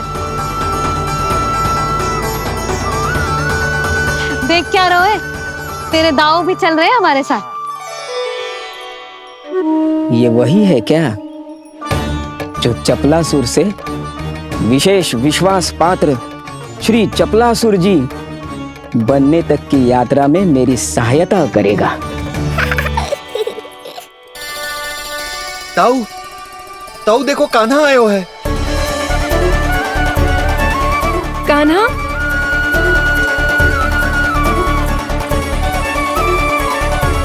घर से बाहर आकर तो और भी निखर गए हो गोकुल का राजकुमार। हाँ, अपना पहला गांव दर्शन में बड़ा आनंद ले रहा हूँ लल्ला। सच्ची कहीं भोला भाई, आज कछु अधिक ही प्यारा लग रही है जे। जी क्या भीड़ लगा रखी है तुम सबने? हाँ जी मेरा लल्ला है, कोई दिखावट की वस्तु थोड़ी ना है। सब घेर के खड़े हो गए। यशोदा, ये देखो रोहिणी जीजी भी आ गई। चलो सब सीधे मंदिर चलते हैं। हाँ चल। ताऊ, बड़े होने के नाते आपको मुझे घुमाना चाहिए, पर ध्यान रखना आज आपको मैं ले जा रहा हूँ मंदिर।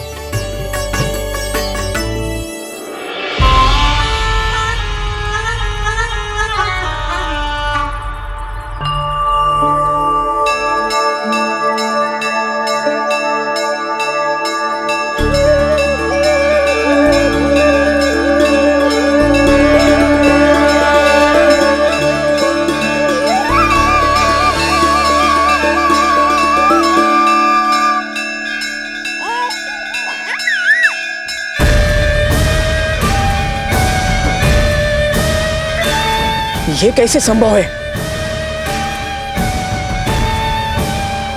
ये अवश्य वायु के वेग से ही बच रही होंगी। प्रणाम। आशीर्वाद। आयुष्मान भव।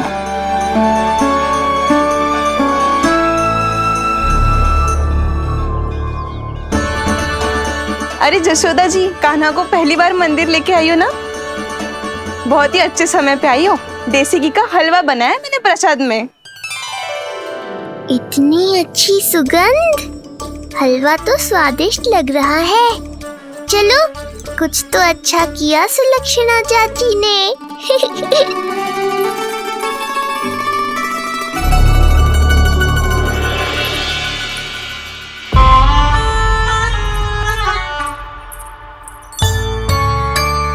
ओह, मेरे लिए इतना बड़ा भाग।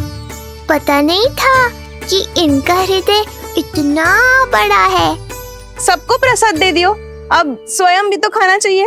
अरे चाची, पहले मुझे तो खिला देती।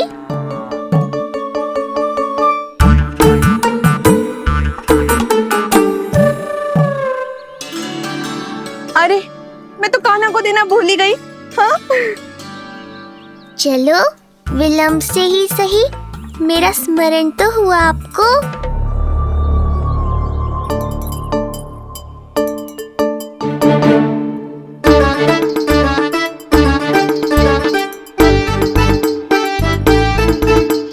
आहा, अभी नहीं खाना, तनिक बड़ा हो जाना, फिर खाना जितनी इच्छा हो।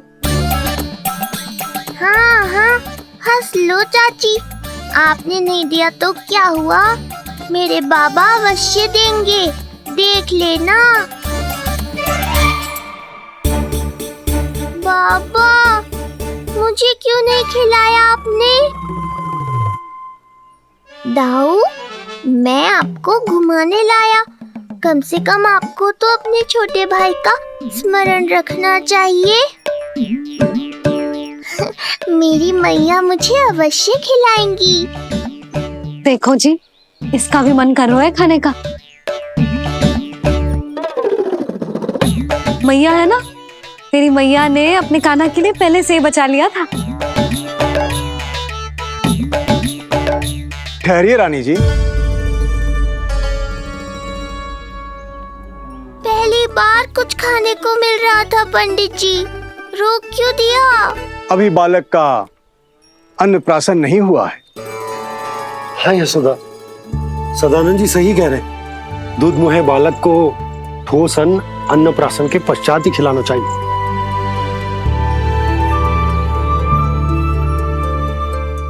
ना लल्ला, तू बस अन्नप्राशन तक रुक जा, उसके बाद तू जो कहेगो ना, तेरी मैया खिलाएगी तुझे। ये तो साधारण सा बालक है, बहुत ही सरलता से मैं उसे अपने मार्ग से हटा दूंगा।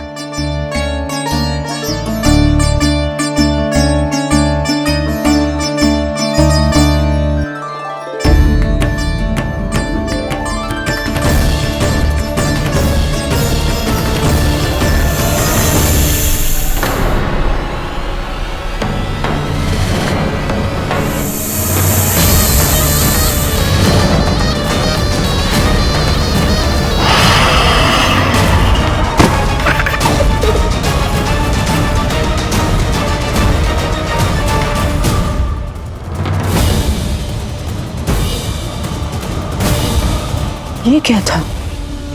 मेरे दाऊ शेषनाग के अवतार हैं चपलासुर। इनके रहते तुम मुझे हानि पहुंचाने का विचार भी मन में लाओगे तो ऐसा ही होगा तुम्हारे साथ।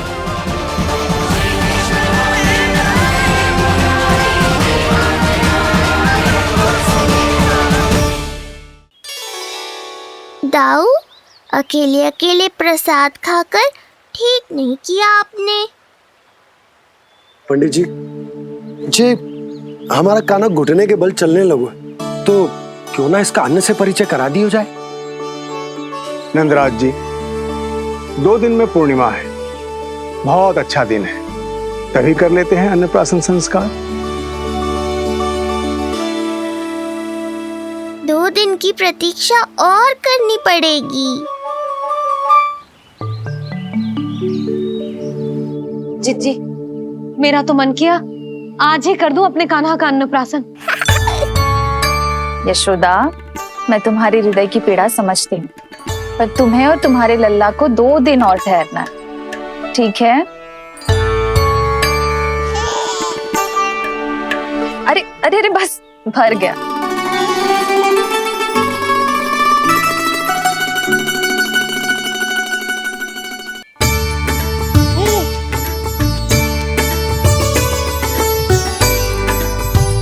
लो जिज्जी।